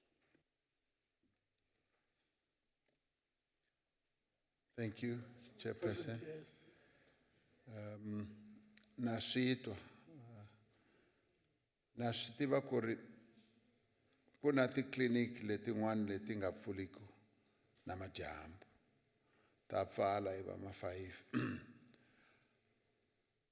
Leswi swa police station yin'wana na yin'wana yi fanele ku ri yi pfula 24 hours. Loko yi nga pfuli 24 hours yi ta ri i police station ya njhani hi ku vanhu va ku na swilo swo tala leswi swi endlekaka. Vanhu va lava ku ri va ya police station, so hi ta swi langutisa swaleswo swa police station ku sungula. Leswi swa titliliniki naswona swi ta fanela ku ri swi languta kahle hi ku tin'wana titliliniki ta pfula nkarhi wo lehanyana, letin'wana na swi tiva ku ri ti pfala hi va 5. And i problem leyi ya ku ri vatirhi ku fanele ku ri ku tshamiwa na vona na ti-union ta vona, ku buluwa na vona hi ku loko yi swi endla ku ri pfula 24 hours swi vula ku ri fanele ku va na 3 shifts, 8 hours, 8 hours na vusiku 8 hours yin'wana. So swi fanele ku ri ku vulavuliwa na ti-union ta vona hi twa ku ri hi nga yi solve njhani problem yaleyi. Hi ku a swi tsakisi ku ri swa ku sungula ku ri police station i nga pfuli 24 hours, yona yi fanele ku ri swa boha ku ri i pfula 24 hours. And loko clinic yona i pfula longer hours, that will be desirable. So yi ta swi languta na swona. Ni kombela ku ri mi nyika homework na swi languta kahle. I vona ku ri hi nga swi lunghisa njhani. Particularly when it comes to gender-based violence cases. Our people do need to know that they can run to a clinic and indeed a police station at any time, because a clinic and a police station must be places of refuge where our people can go to and be properly served. So we will look at that and see how best we can ensure that there is more opening. Now, when I went to the Home Affairs Office, this I want to share. When I went to the Home Affairs Office, we opened a Home Affairs Office in Maponya Mall in Soweto. And it's meant to work throughout the week and also the weekend. And the workers and their unions felt that they needed to be paid overtime to work on the weekend, and felt that unless there could be an agreement that they'll get their overtime, they wouldn't be willing to work. And when the department did its own calculations, it found that this would be like almost permanent overtime, and it would bring too much stress on its salary budget, and felt that it could not easily accommodate it. And as it is now, the salary budget of the Department of Home Affairs is tilted way too high compared to what they should be able to do for capital investment. And in talking to the unions, they said, if you don't agree to pay us overtime, then we won't work.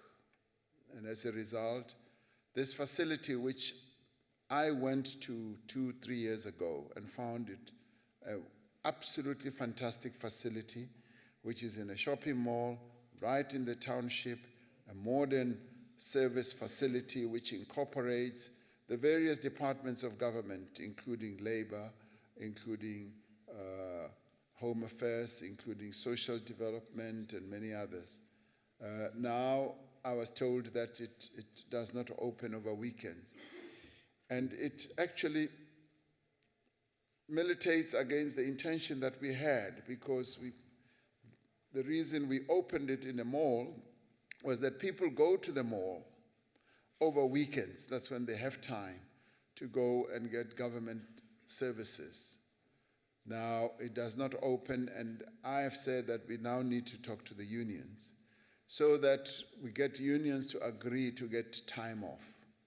That if those who are delineated to work over the weekend are able to get time off during the week, so that we work on a rotation basis, rather than just have a facility like that closed completely because the state cannot pay overtime.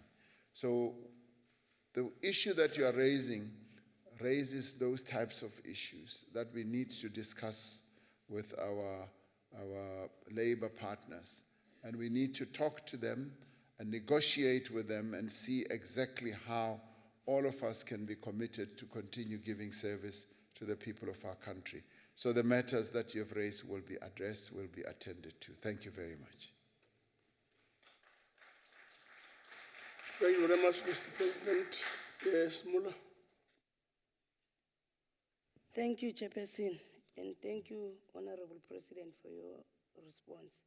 Honorable President, in light of the fact that it is a well-established fact that the gender-based violence pandemic in South Africa is rooted in unequal power in gender relations, patriarchy, homophobia, sexism, harmful discriminatory beliefs and practices that continue to view women as sex objects and of lesser importance, not only in our society, but throughout the globe.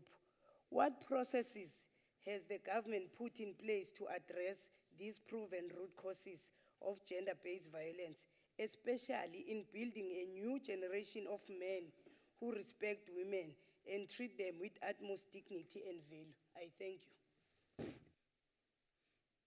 Thank you, Honorable Chairperson. I thank you, Honorable Member, because you have just touched on the key issues that we need to address. Much of what we address are the after effects.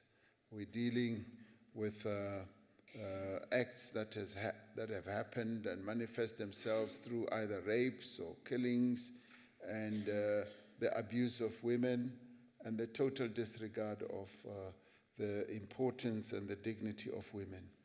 And we are saying clearly there needs to be a particular regeneration, particular culture change, which will firstly need to focus on men. And we need to look at them as young boys, just right from the age when they are young boys, and be able to inculcate particular orientation in young boys for the respect of women, the respect of the dignity of women, and the role that they have to play in society. But clearly, in society as well, we've got to address this demon of patriarchy, where men believe that they are the beginning and the end of everything that's good in the world, and that they own women, and they can control women. We need to send a very clear message that there is no man who owns a woman. Women belong to no one, and especially to no man at all. And we need to be stressing that men must respect women and must treat them with dignity and with a great deal of respect. But that we need to start this off from young men. And so therefore, there are a number of organizations that have already started this process that we need to strengthen, where they are focusing on young boys and trying to raise that level of consciousness in young boys. But clearly we need to do it amongst older men as well.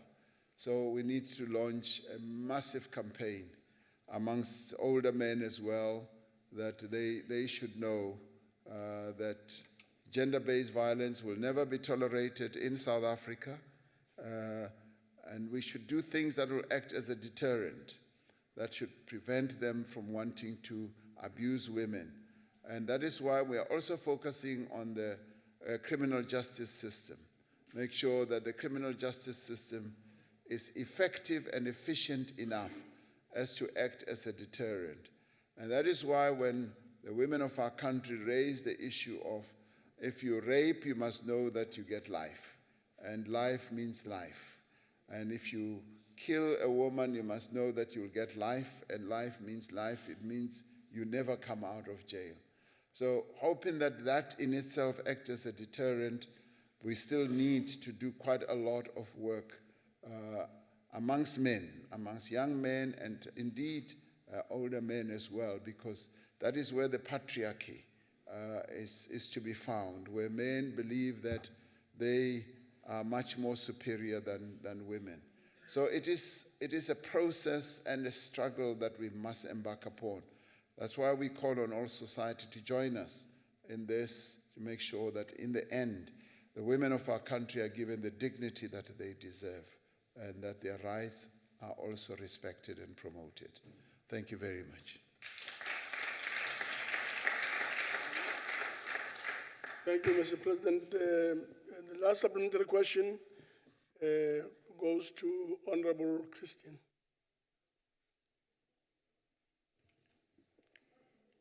Thank you, Chairperson.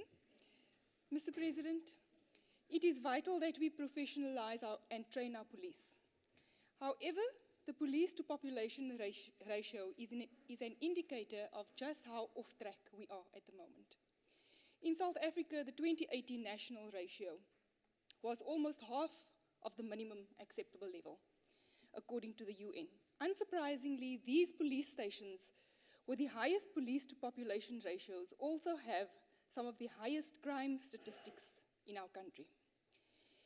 In your gender-based violence debate, you promised allocating 1.1 billion nationally to tackle gender-based violence. The Western Cape government has allocated 1 billion to just one province. The police don't have the capacity to fight crime. And do you honestly expect then that 1 billion would be adequate for 9 provinces? Have you also, Mr. President, given each of your ministers a specific target in this regard? And will you measure to ensure that these targets are met? And if they are not met, Mr. President, will you hold them accountable? Thank you, Chairperson. Honorable Chairperson, yes, thank you. Clearly, the 1 billion is not adequate. We conceded that, and we concede it now. And the issue came in between budgetary periods. And we have said we are going to amass and aggregate this money from all the departments in government, because there is money there that can be utilized for this task. And that is precisely what we're going to do. But what this then does, it leads us to looking at the budgeting process through different eyes, because we are facing a massive, massive crisis of gender-based violence in our country. We need to budget in a much smarter way. But utilizing this 1 billion, which we will be able to agglomerate from all the departments, we will be able to channel it for effective use. Of course, the Western Cape is utilizing it more broadly for crime fighting. We want to allocate this amount of money for gender-based violence projects that we need to embark upon. You're absolutely right. The ratio between population and the police is we are one of the weakest in the world, and that is where the real challenge for us is, and we need to correct that. The Minister of Police has been raising this quite consistently, and it's a matter that we are addressing right now. Will we hold our ministers accountable? The answer is yes. We do expect our ministers to act in accordance with the commitments that they have made, and in fact in accordance with the plans that they've put in place and the agreements that they've also signed. So they will be held accountable. They will be expected to act and make sure that what they have committed to is achievable. But at the same time, all this has demonstrated the seriousness with which we need to approach this matter. I can assure everyone that we're now focusing on addressing the gender-based violence issue, and we no longer view it as an issue that should be addressed by women of our country alone. It is a broad societal matter, and it is also being driven from the President's office, and we are going to make sure that we do indeed gain some traction in this. Thank you very much. Thank you very much.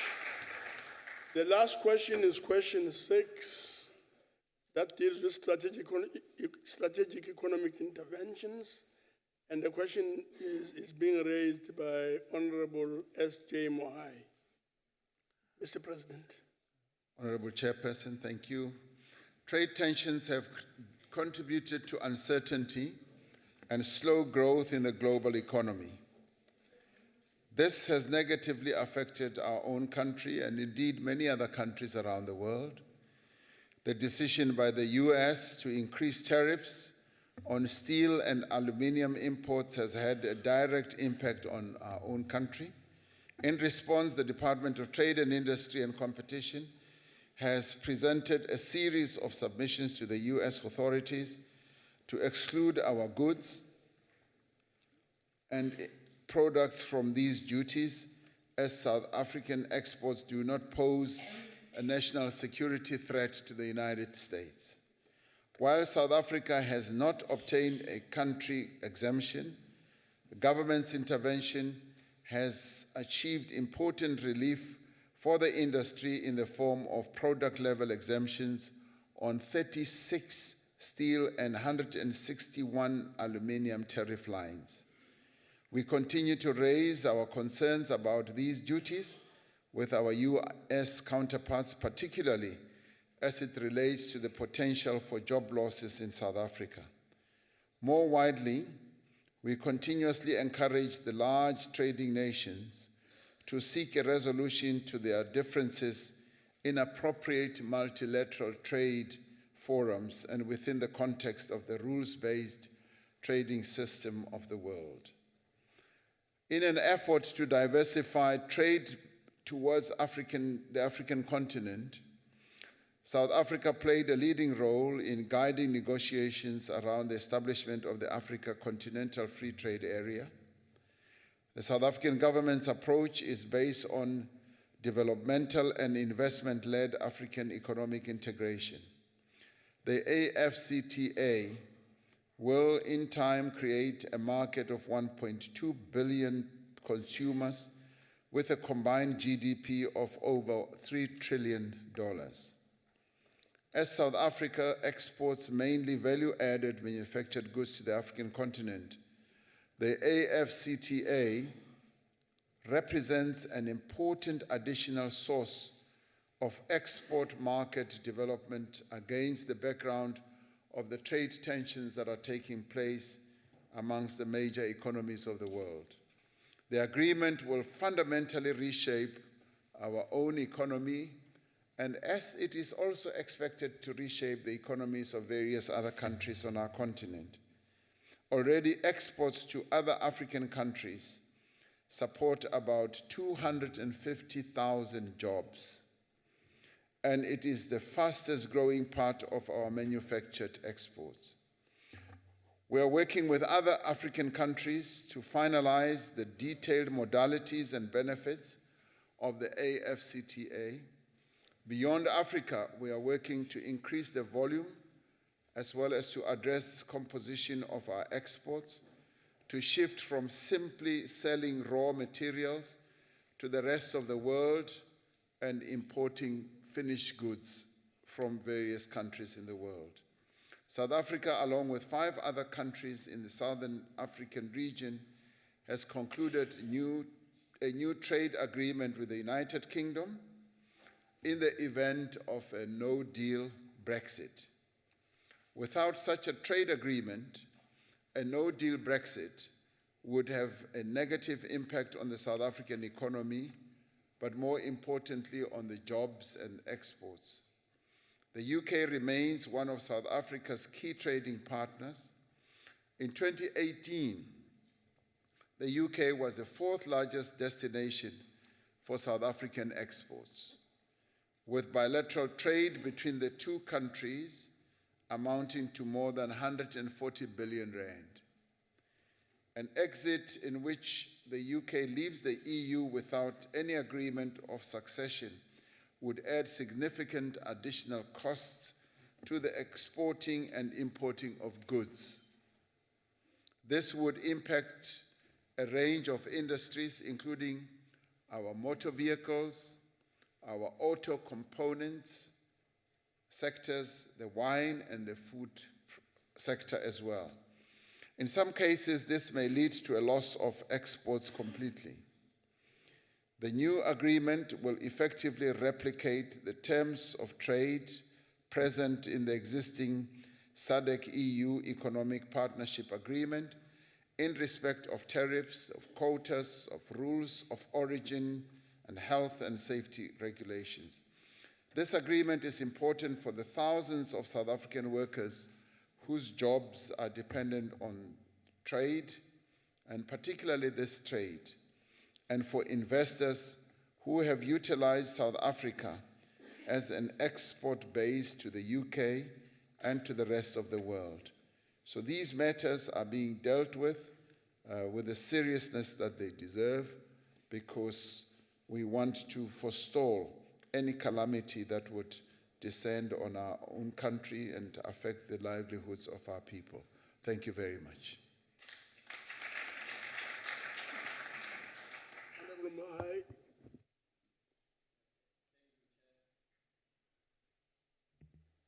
Thank you, Chairperson. And thank you, Comrade President, for your response and providing context to the raging trade wars between China and the US, and also noting the ongoing negotiations, of course, a very complex trade issues. Mr. President, in the light of the fact that China is our strategic partner in BRICS, what role does South Africa, and by extension the African Union, envisage to play, or is playing currently, to mitigate the possible negative effects of trade war? I'm raising this within the context of African economies being vulnerable to these trade factors. Is there space for meaningful industrialization, particularly the manufacturing sector, that has potential for large employment, or creating large employment to many people? Thanks, Chairperson. Order. Thank you, Chairperson. On a point of order, I would just like to request that you rule that the Chief Whip address the President properly and not as Comrade President. This is not a Stalinist rally. Thank you.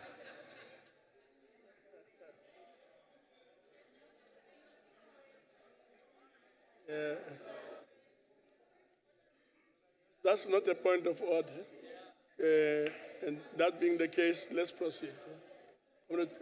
Honorable President. Thank you, Chairperson. I rather like the term comrade, because comrade is a brother, is a friend, is an ally, is a fighter.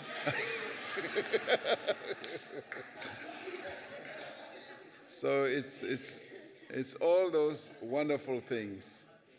So when somebody says comrade to me, it really tickles me. It does tickle me. Honorable Chairperson,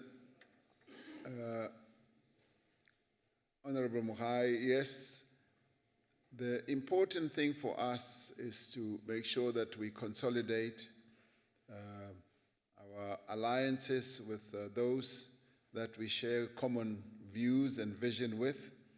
And in this case, China, as part of BRICS, happens to be falling in that category.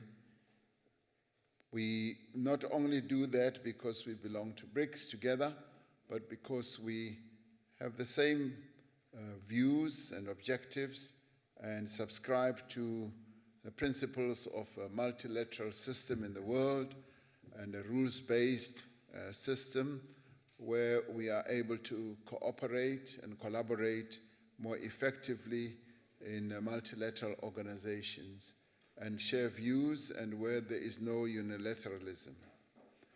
And when it comes to how we can further boost our own economic growth situation, obviously, we look forward to the associations that we have around the world, and BRICS is one of those, and indeed the Africa Free Trade Area Agreement stands out as one that is going to be beneficial to South Africa in the form of helping us to further industrialize or to re-industrialize. Because what this does is it opens up a market of almost $3 trillion, a market that we have the platform, the foundation, and the capability to be able to play in. We are more industrialized than our sister countries on the continent, and we believe that we can, as we trade together, they trading with us and them and us trading with them, we can be able to exchange knowledge, technologies, and even investments. We would like to see them investing in South Africa and us investing in their countries, the rest of the continent. Yes, we'd like to see them build factories here and us building factories elsewhere on the continent, making goods that can be traded throughout the entire continent. So we see this as a great opportunity for South Africa, great opportunities for our companies, and a great opportunity for our government to sharpen its own diplomatic capability as we deal with other countries. And in many ways, that is what fueled our decision to send envoys into the rest of the continent following the events of the past few weeks in our own country. And we were seeking to reposition ourselves as a trusted partner, as a partner that can deal with the continent at a number of levels. And obviously, our intention is to protect our own interests as a nation, as a country, but as we do so, we also want to promote the interests of the rest of the continent. And it is for that reason that we were able to enter into this free trade agreement so that we can work together with the rest of the countries on our continent. Thank you, Honorable Chairperson. Welcome. Thank you, Honorable Chair. Honorable President, thank you very much for taking this question. With regards to the strategic interventions in our economy and domestic industries, I would like to point out that the extreme drought in the Northern Cape that has been prevailing for the last 5 years has reached a pinnacle. The people are really suffering there, Mr. President. It will lead to job losses of more than 62,000 jobs, this drought. If we don't receive higher than expected rainfall very soon, there will be more than 1 million cattle that would have starved by the end of this year in the Northern Cape. I'm not talking about sheep and wildlife. That's only cattle. The farmers in the Northern Cape are really suffering. The Northern Cape is in desperate need, Mr. President, of strategic interventions to protect the economy and the farming industry. Geachte president, die boere in die Noord-Kaap is die ruggraat van die ekonomie in die Noord-Kaap.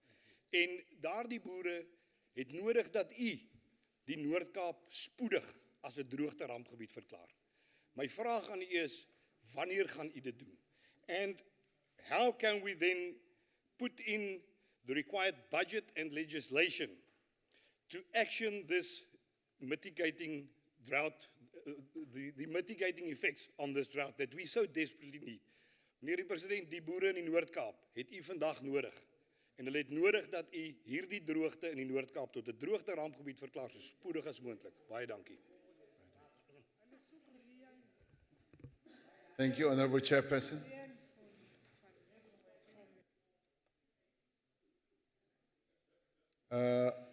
The Deputy President visited the Northern Cape a few days ago, and he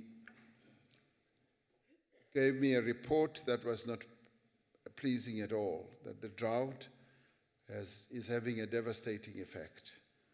We're going to be discussing that report more fully to see what interventions can be made. We were also going to discuss it with the government of the Northern Cape, the Premier, as well.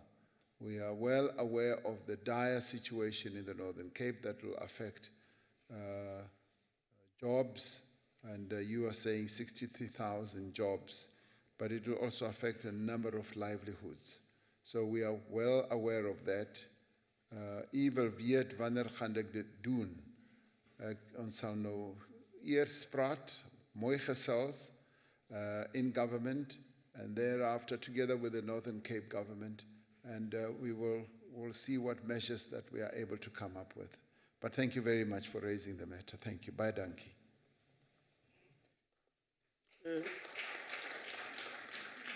Thank you very much, Honorable President.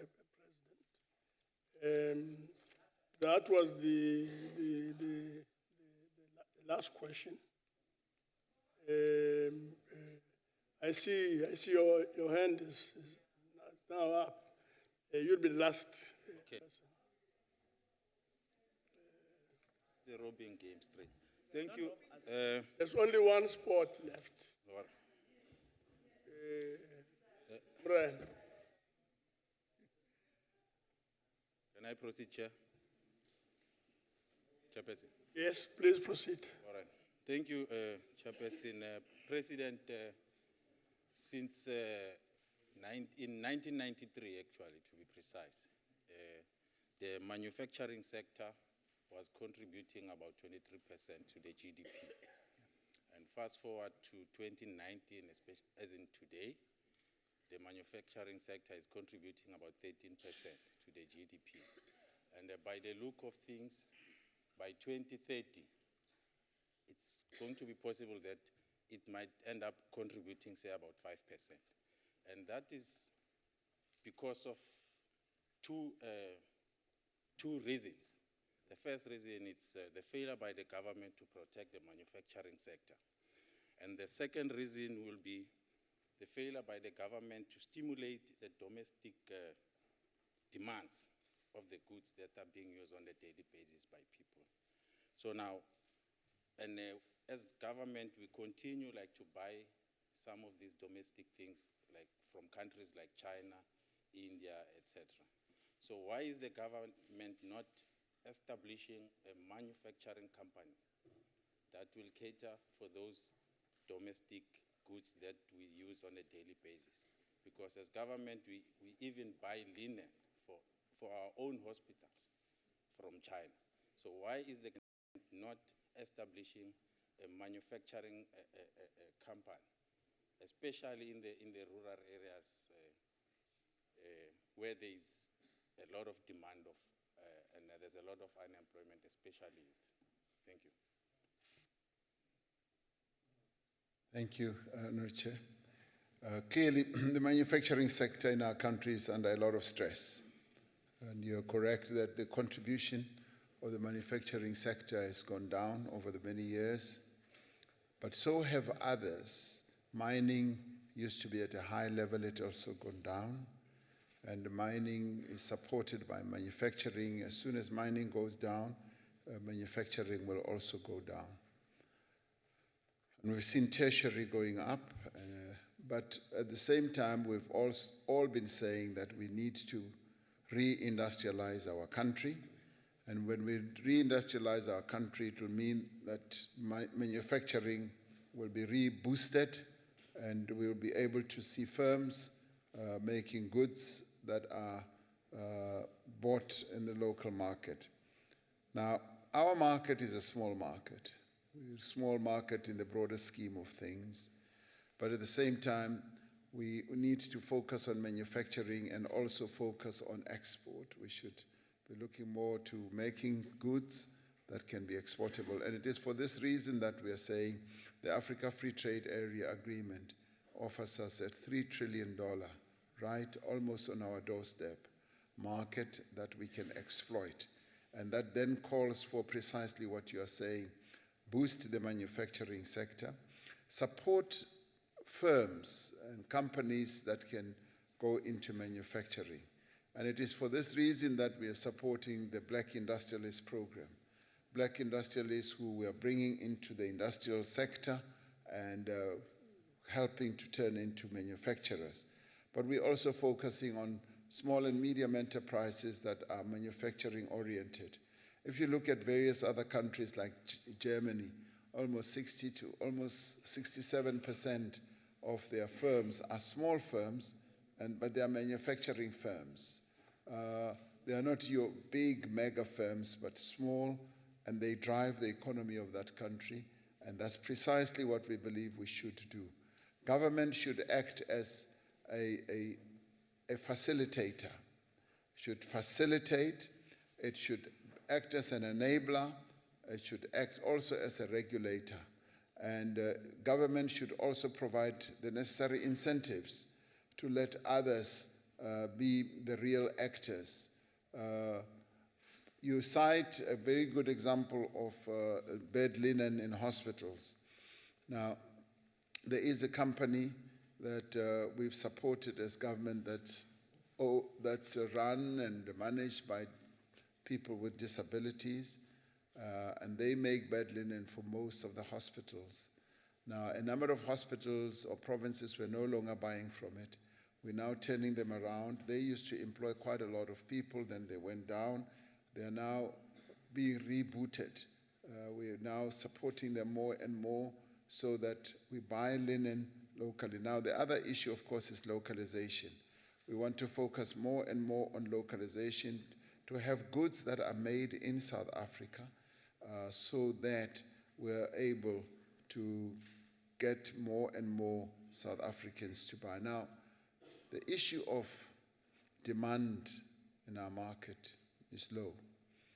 It is low, and one of the ways in which government can stimulate demand is to pump money into the economy. Now, last year, you will recall when we introduced the economic recovery and stimulus package, we did say this is a package with South African characteristics because we did not have the billions and billions that other countries have and pump money into the economy in one fashion or other that stimulate growth immediately. For us to do so, we will have to go and borrow. Right now, our resources are so stretched. Our needs that we are supporting now are so numerous. And in fact, if we want to pump money into the economy, we will have to go and borrow. And once we do that, then our borrowings go higher up and our interest rates also go higher up, and the deficit becomes unmanageable and we are downgraded, and it just leads to more and more problems. But from an economic point of view, you are absolutely right that governments should be able to stimulate demand. But right now, we don't have the resources. Last year, you will recall, we reprioritized the budgets of various departments and took money from this department, channeled it to farming, to farmers, support the farmers, support the township businesses, support the industrial parks. That money was meant to stimulate demand, but it was money that was being redirected. It was not money that was going directly into the pockets of people so that they can have disposable income to buy goods that are made in our factories. So this happens because of the economic challenges that we are facing. But your economic logic is absolutely correct to a point, but we need much more leeway, which we don't have right now. Thank you very much. Last question.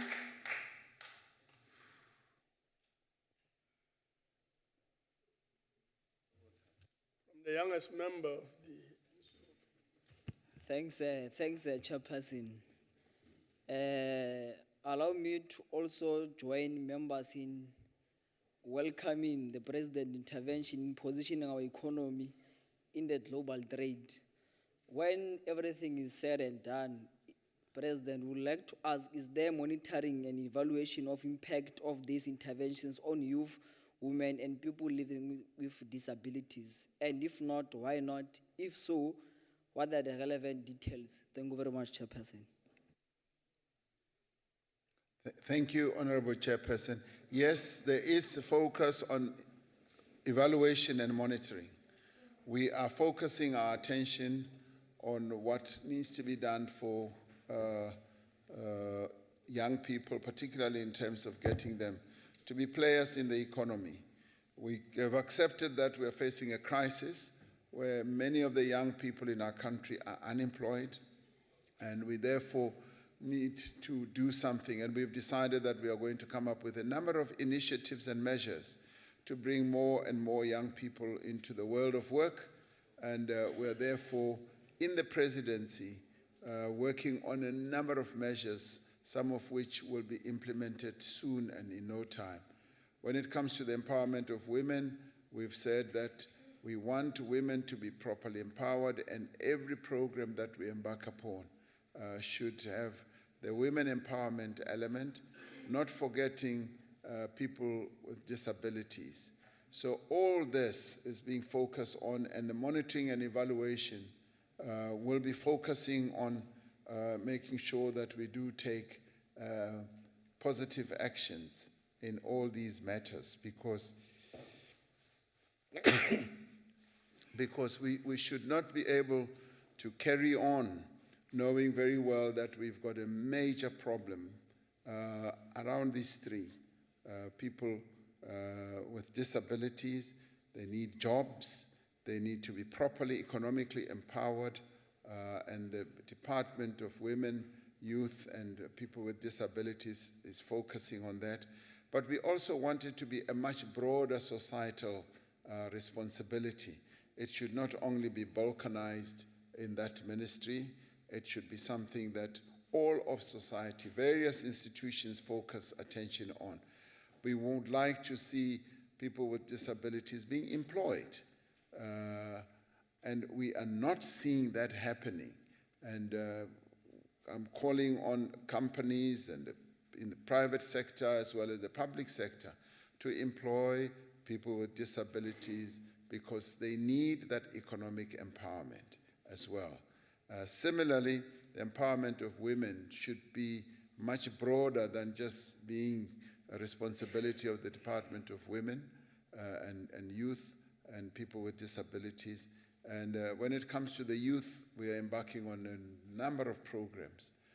The National Youth Development Agency is doing phenomenal work, and they need to be supported, because they've proved that they can reach out to young people, they can come up with innovative programs for young people, and they are doing a good outreach process that impacts thousands and thousands of young people.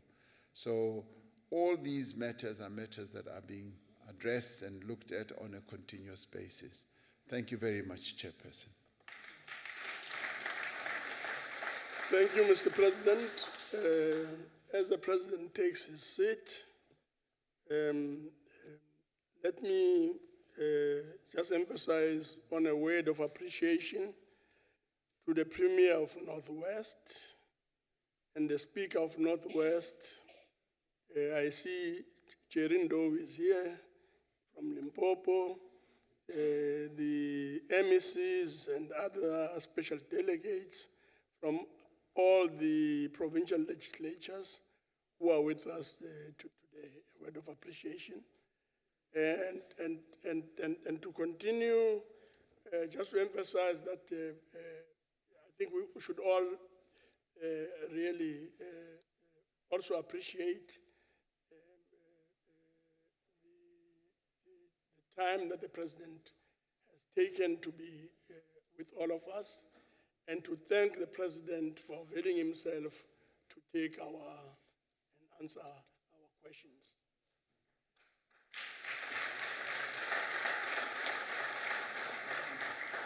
That, honorable members, concludes the business of the day. And honorable members, you are requested to remain standing until the procession has left the House. The House stands adjourned.